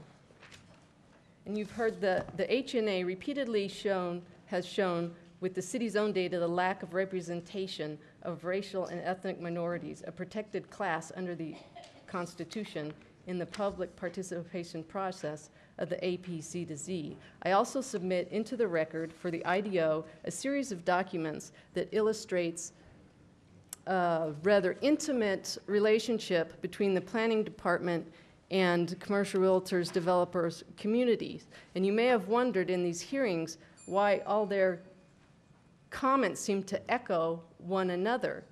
It's because they got their talking points from city staff. I'll just read from one of these documents. Please join us on July 26th for a briefing about those changes so that you can prepare your written comments for council consideration in August. That was sent from Ms.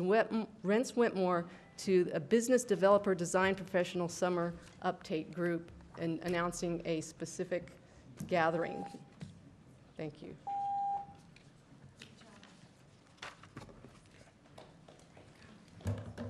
All right, next speaker is Jerry Worrell, followed by Loretta Naranjo Lopez and Marie Candelaria.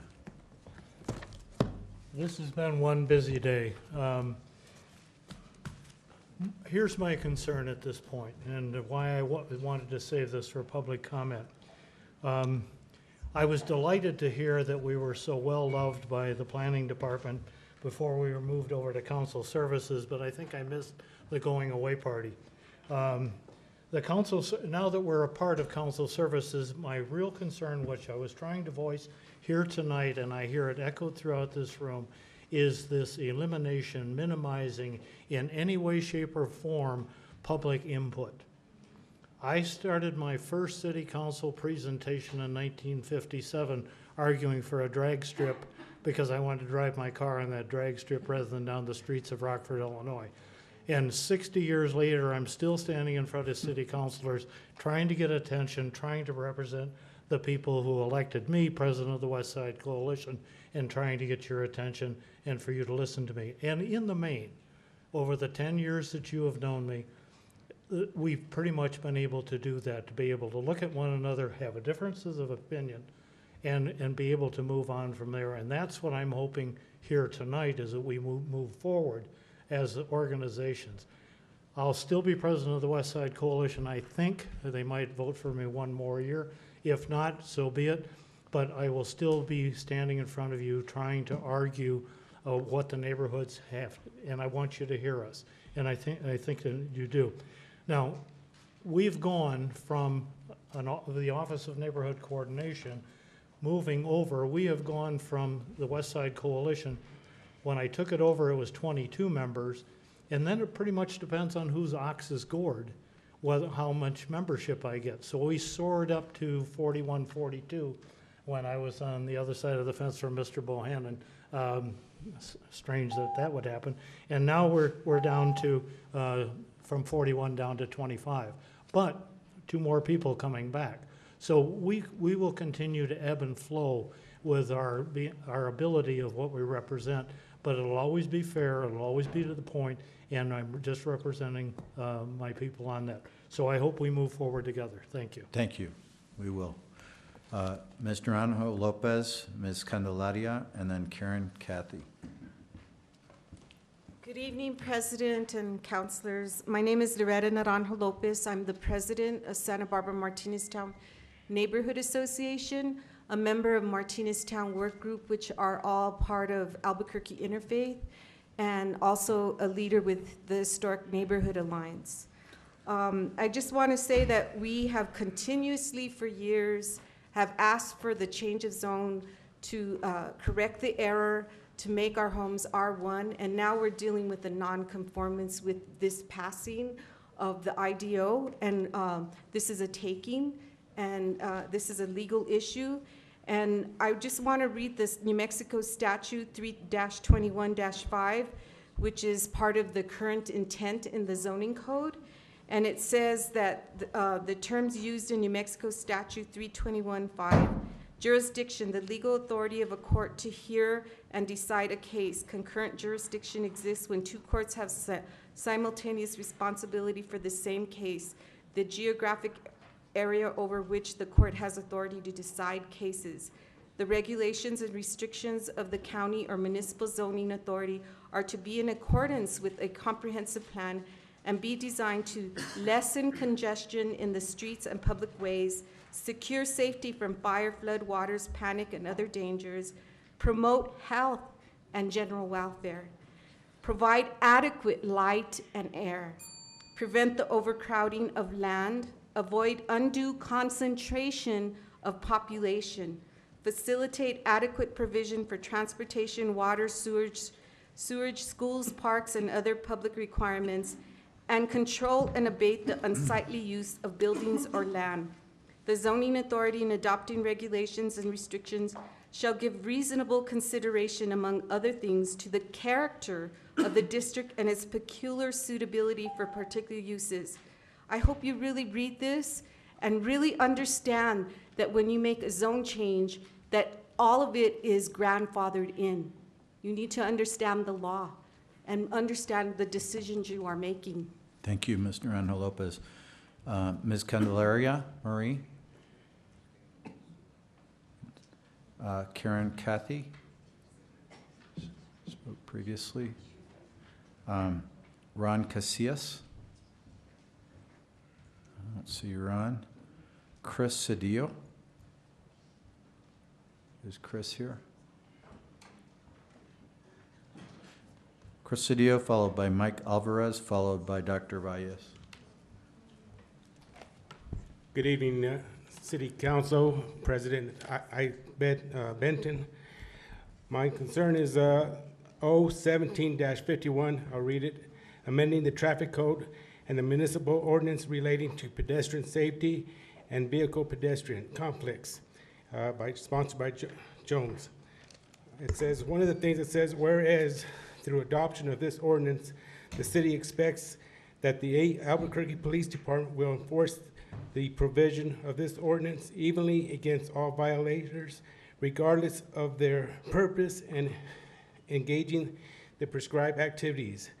Well, for police ABQ or for Albuquerque Police Department to enforce it, they can't even provide service for a priority 1 call, so that's not going to happen. Secondly, section 1, it says, occupying roadways and certain medians and roadside areas prohibit certain pedestrians. Now that's a conflict of interest because they're saying certain pedestrians, so they're not applying the law equally to everyone. Interactions with vehicle prohibited.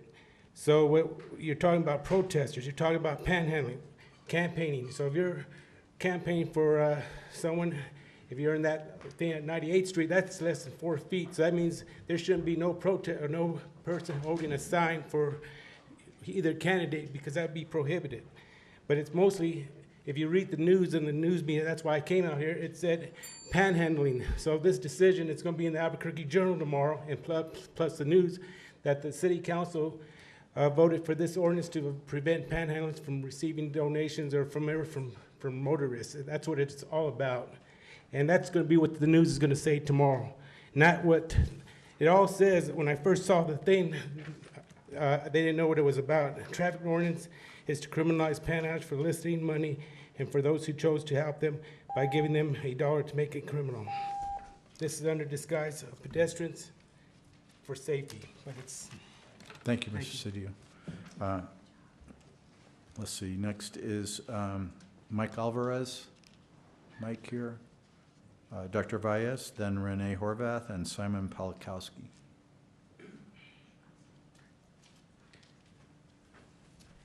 Thank you again.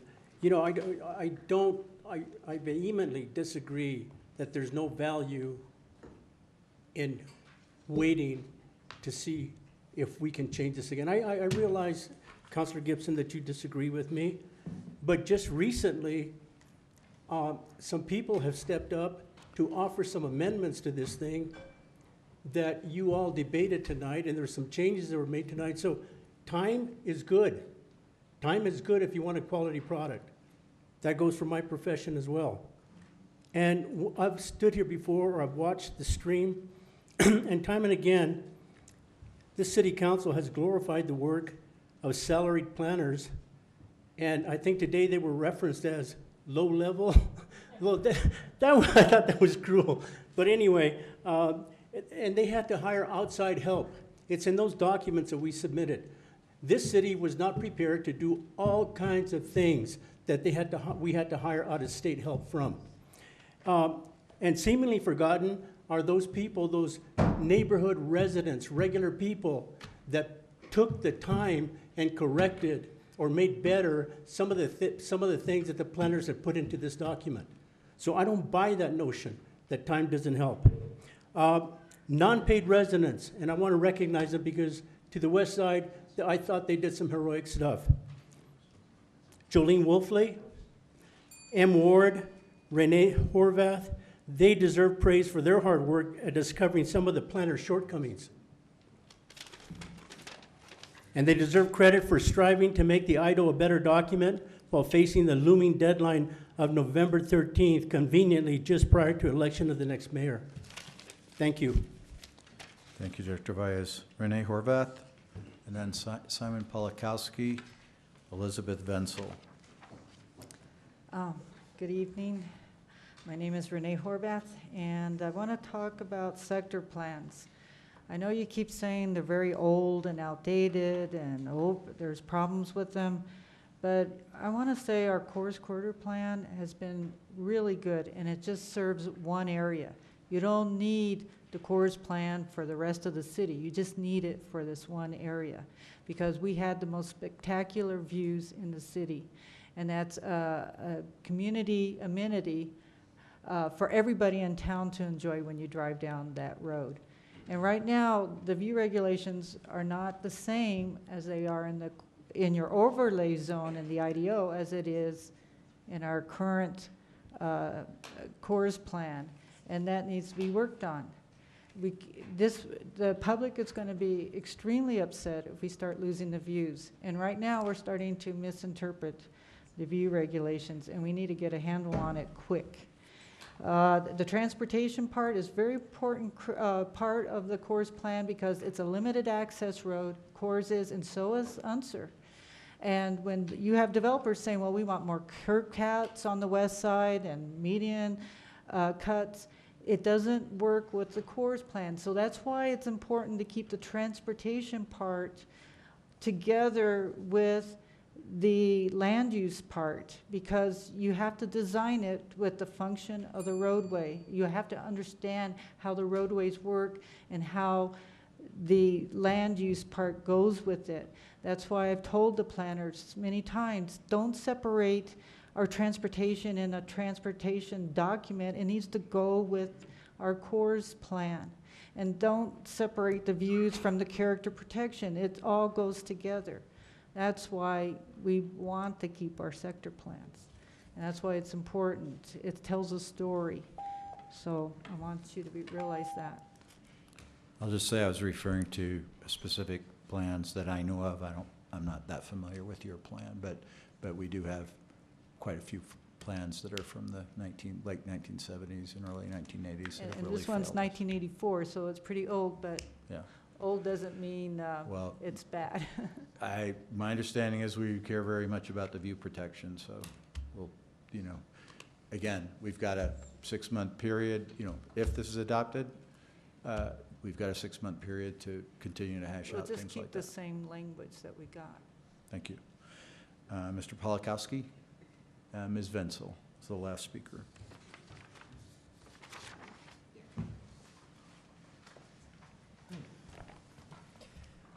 Well, I have good news, everyone. We just formalized our group named the Highland Unified Businesses, Hub 66. And we are 100% businesses in the Highland area, East Nob Hill Highland area. I've lived in the Southeast for 37 years, and I have been waiting for our neighborhood to kind of get some treatment. When Nob Hill was redeveloping, they said, well, we kind of ran out of money there around Carlisle or Washington, but you guys are next. That's not happened. And now we find out that some people have other plans to come in and just take over parts of our neighborhood and build social housing or something else that's inappropriate. So we are building unity in our neighborhood. We just had a large cleanup event. It was publicized all over the place, so I hope you take a look at commercial media and see about it. We were also named recently the #1 crime area in Albuquerque. And that gave us concern to try to go out and help clean up this area and see what's there. We'll be giving you our reports on that. But what we're learning in investigating this #1 crime designation that was given us by the I-Team, which was founded by the mayor and is a funded and researched organization with Bloomberg grants, that high-density commercial and high-density residential appear to be causative of violence and crime. We don't want that in our neighborhood. Please remember, Councilor Harris, it's not just contractors who have vested property rights. It's those of us who put our money on the line and bought buildings in the area. We have property rights, and if you take them away, we're going to be real cranky about it. So just keep that in mind. Thank you. All right. We'll now move to announcements. Councilor Jones. Thank you, Mr. President. The Land Use Planning and Zoning Committee meeting scheduled for Wednesday, November 15th is canceled. And Councilor Davis, FGO. Thank you, Mr. President. FGO meeting scheduled for Monday, November 13th is canceled. And there will be a special city council meeting on Monday, November 13th at 5 p.m. in the Vincent E. Griego Chambers. I'll also make an announcement for Councilor Pena in her absence. There will be an Albuquerque-Bernalillo County Water Utility Authority meeting on Thursday, November 16th at 5 p.m. in the Vincent E. Griego's Chambers. And we'll move now to public hearings. AC 17-9, Highland Business and Neighborhood Association appeals the decision of the Zoning Board of Appeals. Mr. Melendres will explain. Thank you, Mr. President. EC 17-9 is an appeal of the Board of Appeals for zoning special exceptions. That's the body charged with hearing the initial appeals from the city's zoning hearing examiner. The zoning hearing examiner considered a conditional use permit effectively for packaged liquor sales, which would have been within 500 feet of a residential zone, and found that in that particular instance, the use would be injurious and denied the conditional use permit. That decision was appealed to the Board of Appeals that reversed the ZHE's decision and effectively approved the conditional use permit. That decision was in turn appealed to the City Council, which referred the appeal to the Land Use Hearing Officer. And on review, the Land Use Hearing Officer determined that the BOA misunderstood its task and its authority and is set forth in ordinance and erred in its reversal of the ZHE. The land use hearing officer recommends that the ZHE's initial decision be upheld and that the conditional use permit for packaged liquor be denied. And the subject site is Zone C2. In that zone, you have to have a conditional use approval to sell packaged liquor within 500 feet of a residential zone. This particular site is within 55 feet of a residential zone. The ZHE denied the CUP at this location, finding that it would be injurious to the neighbor. However, that decision, as I referenced, was overturned by the Board of Appeals. In turn, the land use hearing officer recommends that the ZHE be affirmed because the applicant did not meet its burden of demonstrating that the use will not be injurious to the neighborhood. And on the other hand, opponents demonstrated that the use actually would be injurious based on crime statistics for the area and studies indicating that the increased availability of alcohol in such areas would exacerbate crime and other problems, thus far causing harm. For those reasons, the land use hearing officer recommends that the BOA be reversed, the ZHE be affirmed, and that the conditional use permit for liquor sales at this location be denied. You won't hear from the parties tonight. This is only to accept or reject the recommendation of the land use hearing officer. If you decline to accept that recommendation, we can schedule this for a future hearing. If you have questions, I'd be happy to try to answer those from the record as best I can. I have a quick question. There seemed to be a fundamental, according to the Lujo, a fundamental misunderstanding on the part of the Board of Appeals about what this type of special exception entails, which is to demonstrate non-harm. Mr. President, that's correct. And instead, they centered their whole discussion around supposed benefits being presented by the applicant. Mr. President, that's correct. The Lujo identified actually a couple of issues. One, as you pointed out, is that the burden is to show non-harm, and the BOA never took that issue up. And is this the same BOA that the IDO is going to get rid of? Mr. President, yes. Okay, good. Okay, so I just want to be very clear about that because we heard some people complaining that we were not going to have a BOA anymore. But Councilor Davis.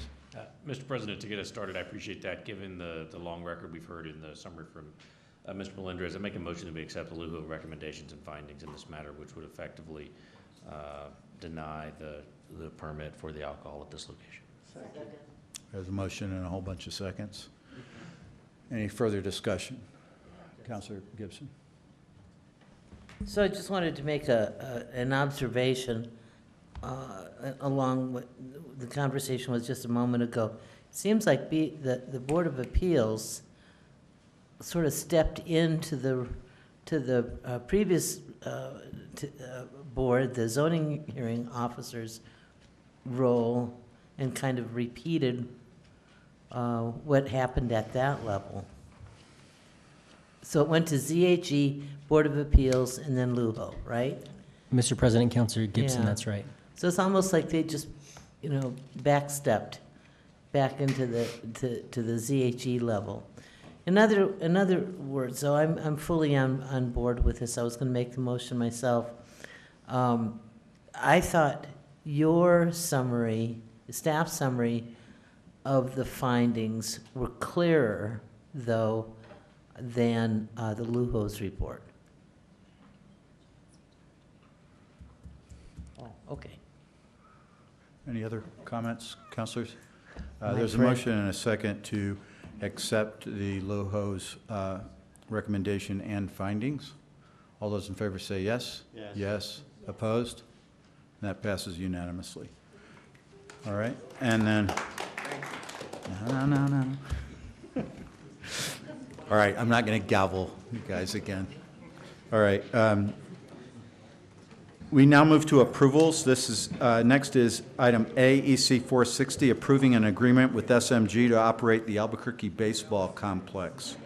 For the purpose of discussion, I'll move approval. There's a motion and a second for approval. I've had a number of questions about this. I have no problem with the company who was selected, and I know that there were very few applicants and so forth. I'm a little bit concerned about some of the terms and what's the timeline on this by which we need to have this complete? Mr. Menicucci? Mr. President, I don't know if we want to, you mean when does the contract start, has to start, or when is it going to be terminated? Well, you know, I mean, I think there are a few questions about this. So what's our drop dead timeline? Mr. President, this contract in essence is $5,000 to operate the baseball complex and through June 30th of 2018. and that's it. It's that simple. It's from whenever. So it's a short-term contract. Correct. But it's anticipated that sometime during that time we're going to put it out again then for bids, or? What the plan is we're going to go out for an RFP for the Convention Center, Civic Plaza, East Convention Center parking, which is all combined now under the Convention Center contract, and the baseball stadium as a unit of a bid. So that's going to be sometime within the next, before June 30th of 2018, that package will go out to be competitively bid again. Councilor Davis. Sorry, thank you, Mr. Ridden, and I know we get to discuss this a little earlier with the administration, so I'll try to keep this pretty quick. I think I don't have any issue with the short-term contract to get the contract started, because the new RFP technically wouldn't take place, if I understand, if it's approved, management wouldn't begin until the next fiscal year.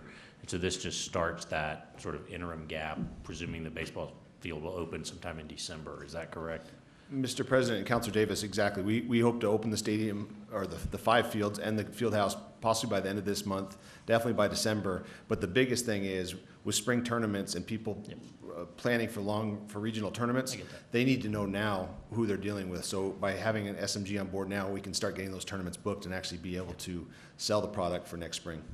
And I totally get that as well. My question, I think, is going to get into the next contract, but did the administration contemplate why or can explain why we wanted to lump the baseball stadium in with like the convention center, for example, and not with, say, Parks and Rec, where like our other sports facilities like golf and other things that also host tournaments and do that kind of work are under a different type of contract? Why are we lumping this stuff together? Mr. President and Councilor Davis, primarily for cost of service. If you operate a convention center, many of the employees that you need can also operate a baseball stadium, so it's a factor of cost that you can get a better bid if you include more assets into that product. And then there is a lot, like the National Senior Games coming. National Senior Games will be hosting events at the convention center and also having softball tournaments at the baseball complex. So there is a lot of cross uses between those two. And to go with Civic Plaza tying into that and the convention center tying into the convention center, those just seem to all make sense to work together. And Mr. President, I have one more follow-up, and then I'll give the mic back. And Mr. Ridden, thanks for that. Since this is only a 6-month contract, or plus or minus 6-7 months to get us to the end of the fiscal year, but there is an incentive, just like for the convention center, or there is the SMG in this case would get a percentage of bookings or profit or whatever we're defining it for things that they book. But they're going to be booking in April for things into this fall to get into the season. And so if this is a short-term contract, how are we remedying what ultimately gets paid later in the year after, say, this temporary vendor is gone, if they're not the final vendor? How do we reconcile that?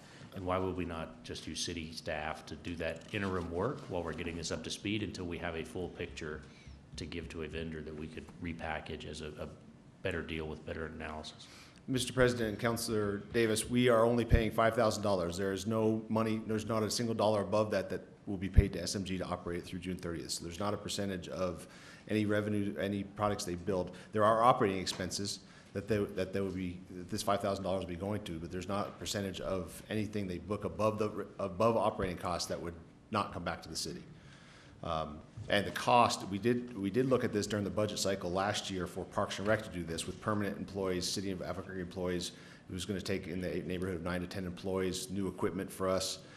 That was going to cost nearly $750,000 for the first year, and a little bit less than that from the following years to operate it with city staff. So we feel like we're getting a great benefit to start the project with.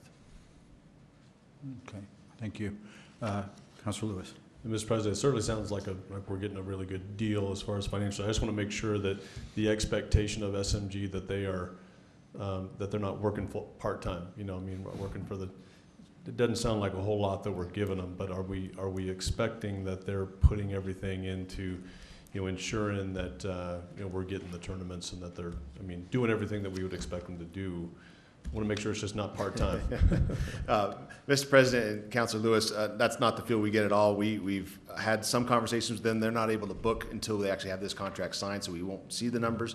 The interest seems very high in in the product we're providing. I've had a couple calls directly to me that I've passed on to Visit ABQ and our Parks and Rec group to negotiate that.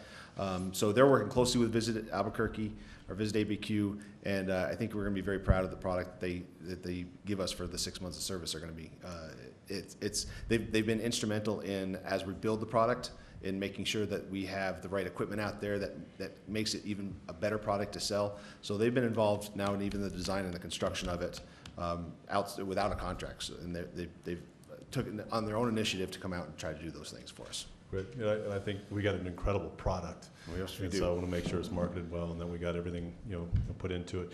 And I'm excited for everybody to see this facility. It's absolutely amazing. You'll be blown away when you see it. And it's going to be exciting to see, thousands of kids in Albuquerque utilizing these fields like no other in the Southwest. And I know we're calling it seems like we're defaulting to a baseball complex, but this is fully a softball complex. It's all interchangeable. In a weekend, you can do a whole softball tournament on these fields. But they are just absolutely incredible, and I can't wait to open these fields up. Okay, Councilor Sanchez. I also would like to see that we have Alex Bregman along with Ken Giles on the opening of that facility, because we've got two great athletes from Albuquerque that really exemplified their experience, and what they've done for the world of baseball has been incredible, and what they've done for Albuquerque. So if we can, I'd like to also invite them down for this opening. I'll give you that task as president, while I'm still president, Councilor Sanchez. Mr. President, Councilor Sanchez, I can say with the affirmative that we have reached out to both families. So they're a little busy right now with tours of Houston, too many and parades, Saturday Night Live, and Good Morning America. But we hope to welcome back our heroes soon.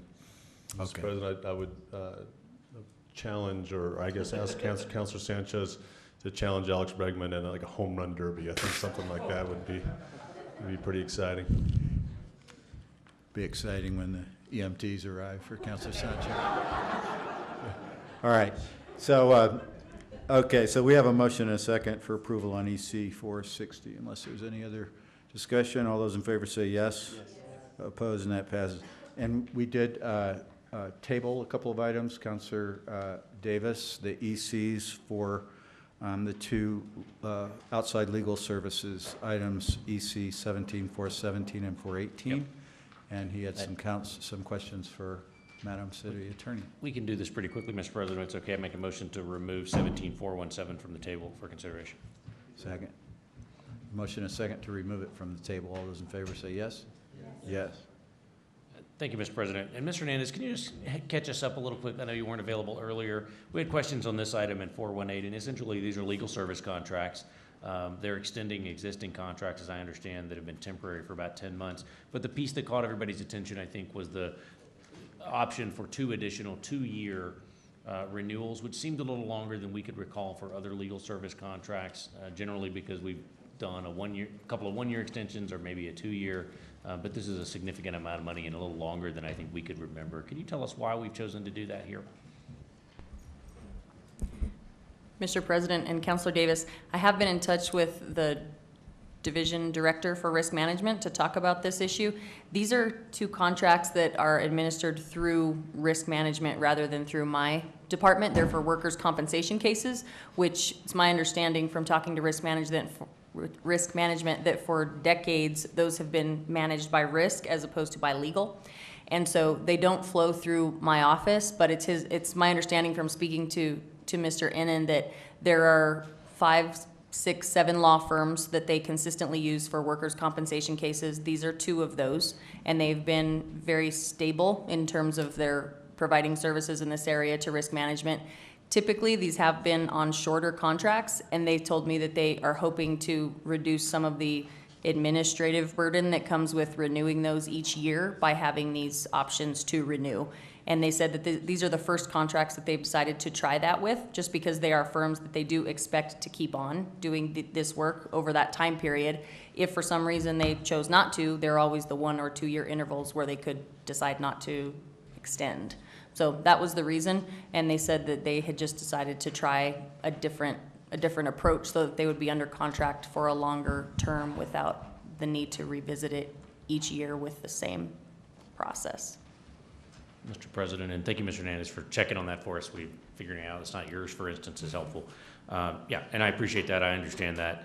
Mr. President, I'm hesitant to approve that contracts that would essentially would create a 5-year contracting cycle that wouldn't have to come back to this council, especially given that we're going into a new administration. I don't think there's anything hinky here. I just think it's not in good standing for us to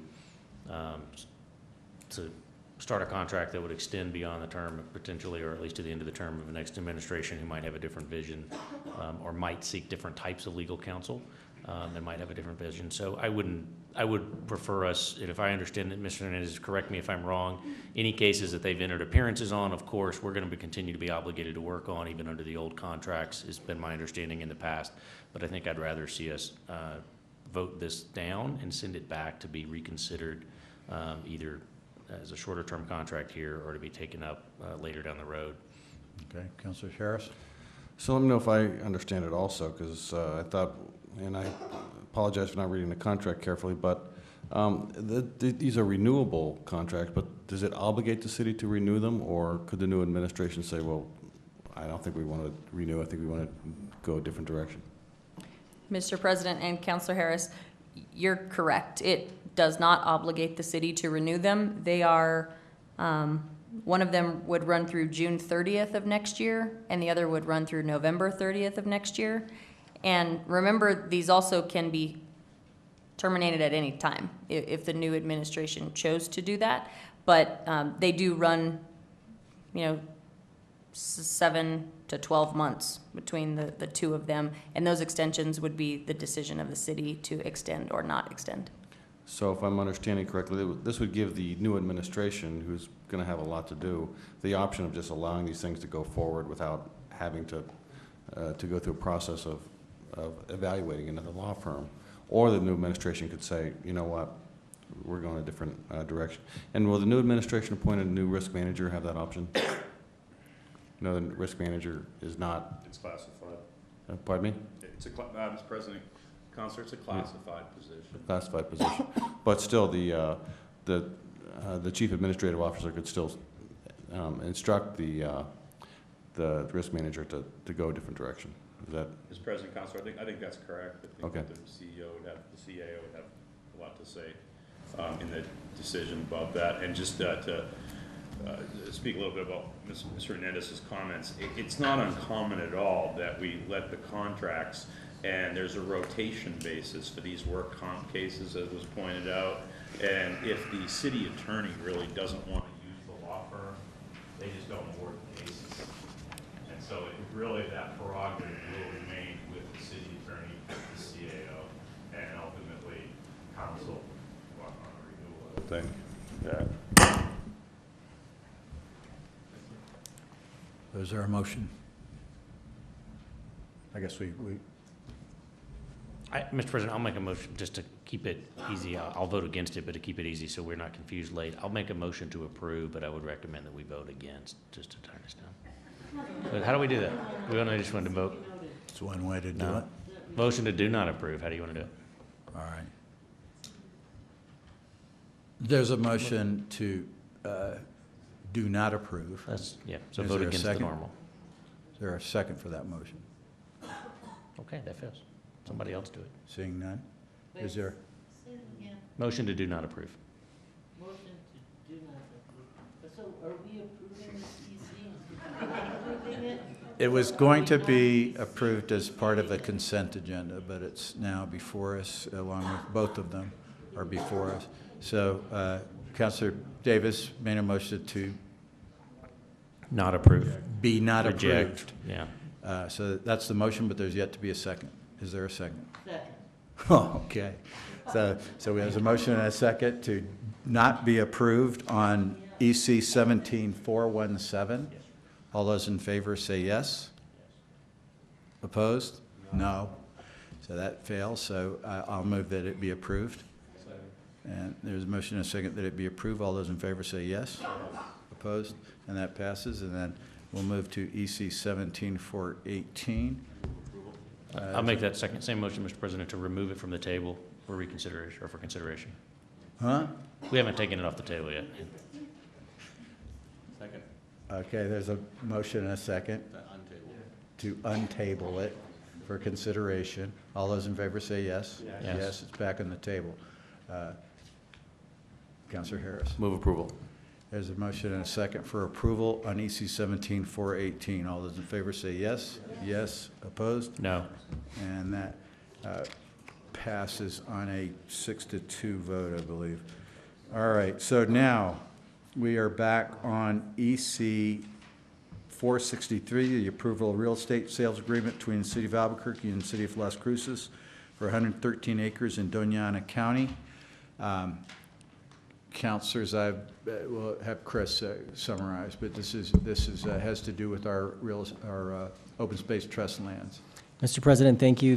Both of these properties are part of the city's open space trust holdings that it received in 1982 through a land exchange between the federal government and dealing with the Albuquerque Academy. Properties are located in Las Cruces. One of them is approximately 113 acres. With this contract, the city would be selling that property to the city of Las Cruces while simultaneously releasing a deed restriction and a right of reversion on a piece of property that the city of Albuquerque sold to the city of Las Cruces in 1983. When it sold that property, it sold it to the city with the restriction that it be used for a animal rescue center, and it has been used for that purpose since. The city of Las Cruces has asked that that deed restriction be lifted by the city, and at the same time to essentially purchase the 113-acre property also down there. So through this, we would be eliminating from the city's holdings and, I guess, management responsibilities the 113 acres, which we presently hold in fee, and also releasing the right of reversion and deed restriction on the other animal shelter property. The city expects that the property, the 113-acre property, would sell for $754,000. That's the amount that the city of Las Cruces has agreed to pay for it. The return that would be yielded from that sale would be deposited into the city's open space trust fund account. It wouldn't be the full 754. That would be less costs and less the amount that would be owed to the Albuquerque Academy as part of the sale, because part of the deal with this property is that when it's disposed of by the city, we do owe 20% of the net proceeds to the Albuquerque Academy. And Mr. Melendres, there was a provision in the agreement, right, that City of Las Cruces would also release any responsibility, this being a former, at least part of it, a former landfill. Is that correct? That's part of the agreement? Mr. President, I believe it is. Planning and real property are here, who probably are more situated to answer that question directly. I personally don't recall seeing that specifically in the agreement, but it's probably there. Could Ms. Lubar I just wanted to confirm that was my understanding, that this would release the city of Albuquerque from that. Good evening, Mr. President and councilors. Yes, this agreement would release the city of Albuquerque from any potential liability for environmental remediation or concerns of that property. All right. Thank you, and thanks for the work of Real Property and yourself on the work. Councilor Gibson. Thank you. So is there a real estate commission on that? That we had to pay? Mr. President, Councilor Gibson, no, there is no commission being paid. Thank you. All right. Our fine staff at work, no commission required. So I think this is a good deal for the city. Ultimately, I also want to thank our consultant that we brought on board for land use evaluation of the open space lands, who also kind of reinterested us all in it. So I appreciate that, and this will add 3/4 of them, well, minus the 20%. This will add a nice nest egg back into our open space trust fund. And I did see Alan Reed here earlier, but I think we wore him out. But I believe the Open Space Board recommended approval, correct, Ms. Lubar? Okay, so thank you for that. So I'll move a approval on EC 463. There's a motion and a second. All those in favor say yes? Yes. Opposed? And that passes. We do have some staff, and I'm going to juggle just a little bit because we have some staff here expecting to weigh in on some things coming up here. I'm going to move up item G. This is the LEDA, Councilor Jones, Committee Substitute 058 relating to the Local Economic Development Act plan. And Mr. Opedal, Ms. Firth, thank you for your patience. Thank you, Mr. President. I'm sure we entertained you well all evening. Just incredibly so, sir.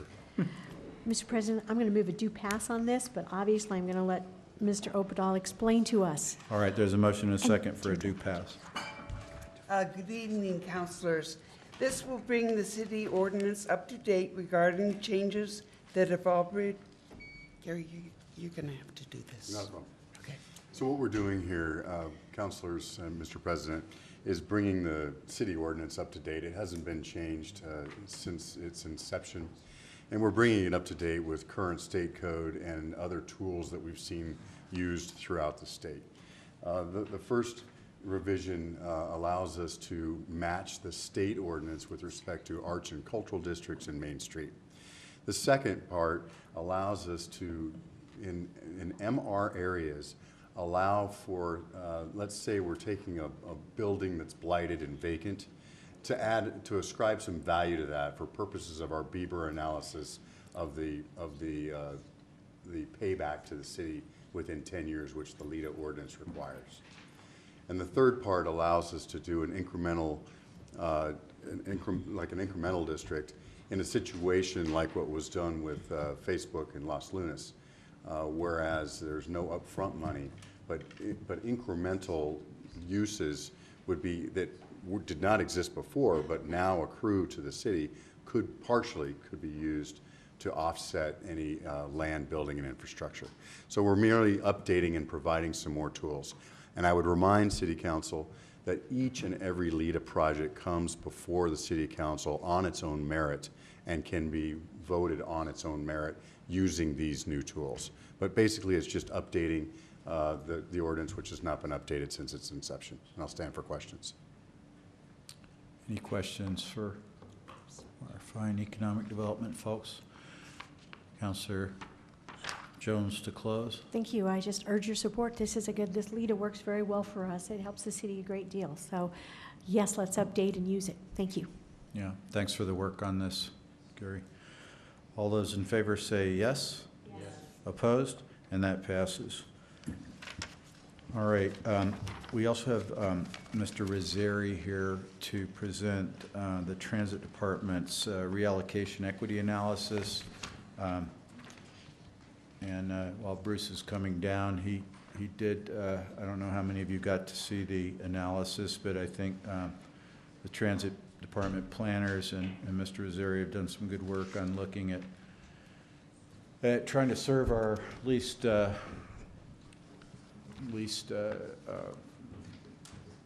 healthy, or how should I say it, the most disadvantaged neighborhoods, very much the ones that are in need of transit and have really been considered in this allocation plan. But Bruce, you want to summarize it? Mr. President, councilors, a quick summary is that we are proposing to take the operating hours that we use for the D-Ride, the downtown circulator, and because there's duplication of services in the downtown, we can take those hours and use them on other routes where there are service needs, where because of current ridership, we feel very strongly that ridership will increase because of these service improvements. As an example, there's no service to the airport on Sundays. So we would start Sunday service to the airport in the same type of schedule, similar to what's on Saturdays right now. Route 36, which is Rio Grande Boulevard and 12th Street, is our only one-way loop in the system. We would add a Route 37 to make it a bidirectional loop. On the west side, Route 155 has decent ridership on Sundays, but it starts later and ends earlier than other similar routes. So we would add earlier runs in the morning and a later run in the afternoon. Same thing with San Mateo, Route 141. That's our highest ridership route on the weekends, but again, there are other routes that start earlier, and this one ends sooner, so we would improve service on that route. On Guantanamo, during the midday, we have roughly 75-minute service. We would add hours there to get us down to about a 40-minute service. So there's improvements throughout the city, and most of these routes are north-south routes, so connections to Central Avenue are improved. One other example, Montgomery, third highest ridership route in the system. Again, its starting and ending times are not comparable to similar routes, so we would add earlier service and later service to that route. In the downtown area, I'm sorry, Mr. President, real quick, a modified free fare zone, and we would reroute Route 8, Manal, and Route 36 to cover portions of the downtown where when the D-Ride goes away, without these changes, there'll be no service. So there'll be new service, and that service will be 7 days a week instead of just 5 days a week. All right, thanks for that summary. Councilors, any other questions? I think this will serve the city in general much better, and of course we want to continue discussing how to always do better with connections, especially with the ART coming in. Councilor Jones. Thank you, Mr. President, and this is not a question, but Mr. Rosieri, I've told you already, thank you. This area of the city that I represent has been underrepresented with bus service, and I'm excited to see it coming our way and going faster. Well, thank you, Councilor. Thank you, Appreciate Mr. that. Rosieri. Councilor Davis. Very briefly, Mr. Rosieri, as we're talking about expanding route service, can you remind me if your department was ever able to complete the analysis we needed to look at the expanded route or different route for the new 1,000 jobs at the Department of Energy's new building that's going up there by the base? Yes, Mr. President, Councilor Davis, I told your policy analyst will have cost information to him early part of this week. Great, we appreciate it. Thanks so much. Sure. Councilor Sanchez. Thank you, Mr. President. Mr. Rosieri, we are not in any way violating Title VI, is that correct? Mr. President, Councilor Sanchez, that is correct. This is what this report is a requirement of that Title VI program, and because we did mitigation, this is a good report and a good changes in the routes. And we are not in any way disfranchising lower income families or minority families because we're eliminating the D-Ride, is that correct? Mr. President, Councilor Sanchez, that's correct, because we do have duplication of service, and we have rerouted those two routes to provide service. Otherwise, they would not have it if they did ride when the D-Ride goes away. Thank you. All right, I'll move a due pass on committee substitute R243. Second. There's a motion and a second. All those in favor say yes. Yes. Opposed? And that passes. And we'll move back to where we were, I think. Let's see, Councilor Winter, did you? Yes. Thank you, Mr. President. This is item F, O-55. I'm going to, because of the late hour, I'm going to defer this until the next meeting. Okay. This will be deferred until November 13th. No. 20th, excuse me. The next meeting is strictly for the IDO. Yeah, okay, that's right. Okay, so this is till November 20th. Deferral, all those in favor say yes? Yes. Yes, and that passes. And then we're back to Councilor Jones. Thank you, Mr. President. This is a piece of legislation we've worked on quite a while to make sure we did no harm and we did good things. And this is floor substitute O51. I'd like to move a due pass. There's a second. And then I would like to move amendment if the staff would distribute it. And for the people at home while we're distributing, this is amending the traffic code and the municipal ordinance, and it's related to pedestrian safety and vehicle pedestrian conflicts. We're trying to we're trying to conform with what some of the federal government wants as far as traffic safety. They do watch us a lot and look at intersections. The city of Albuquerque and New Mexico have some pretty high statistics on that, so this is to try to fix it. I'll have Mr. Melendres talk to it after I move amendment number 1 to floor substitute O1751. There's a motion and a second for floor amendment number 1. This is simply adding some language that clarifies some of the areas where this will pertain. All right, there's a motion and a second for floor amendment number 1. All those in favor say yes. Yes? Opposed, and that passes. Okay. Mr. Melendres, would you tell us a little bit more about this legislation? Thank you, Mr. President and Councilor Jones. The bill proposes to amend the city's traffic code as it relates to activities by pedestrians and pedestrian vehicle interactions. Specifically, it proposes to limit the locations that pedestrians can stand in or congregate within high-capacity, high-speed roadways to only those locations that can be safely accommodate pedestrians.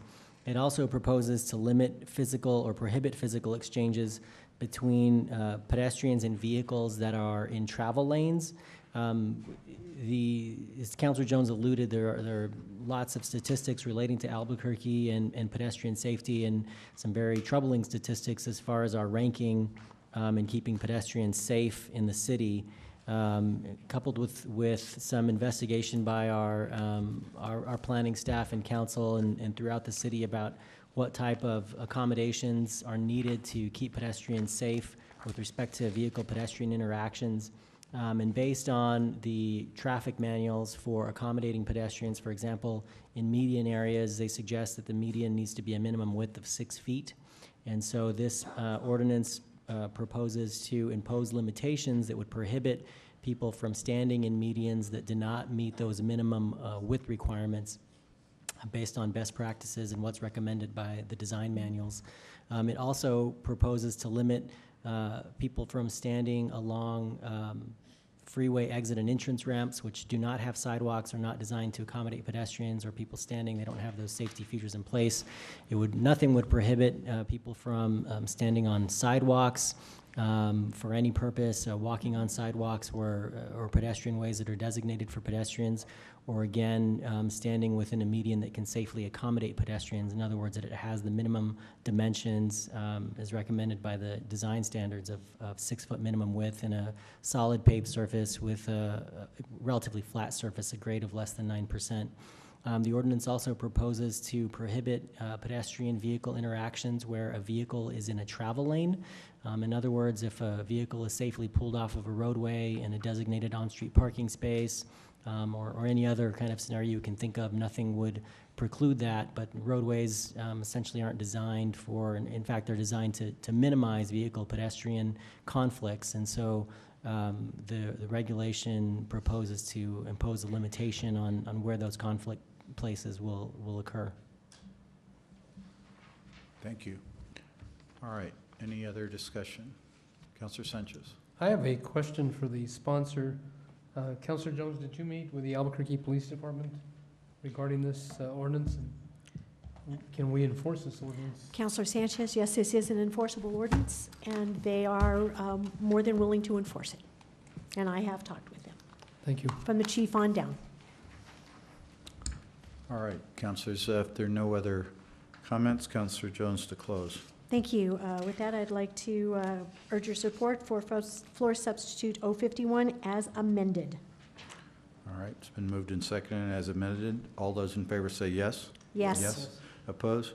And that passes. Councilor Jones, 052. Thank you. 052 now, of course, is a cleanup. This is repealing the safety in public places ordinance that is in place. It needs to be fixed now or go away, basically. This 051 replaces it. So I make a motion to repeal the Safety in Public Places Act 052. There's a motion and a second to repeal 052. The public, or 052, which repeals the Safety in Public Places Ordinance. Any further discussion? All those in favor say yes. Yes. Opposed? That passes. We have one other item.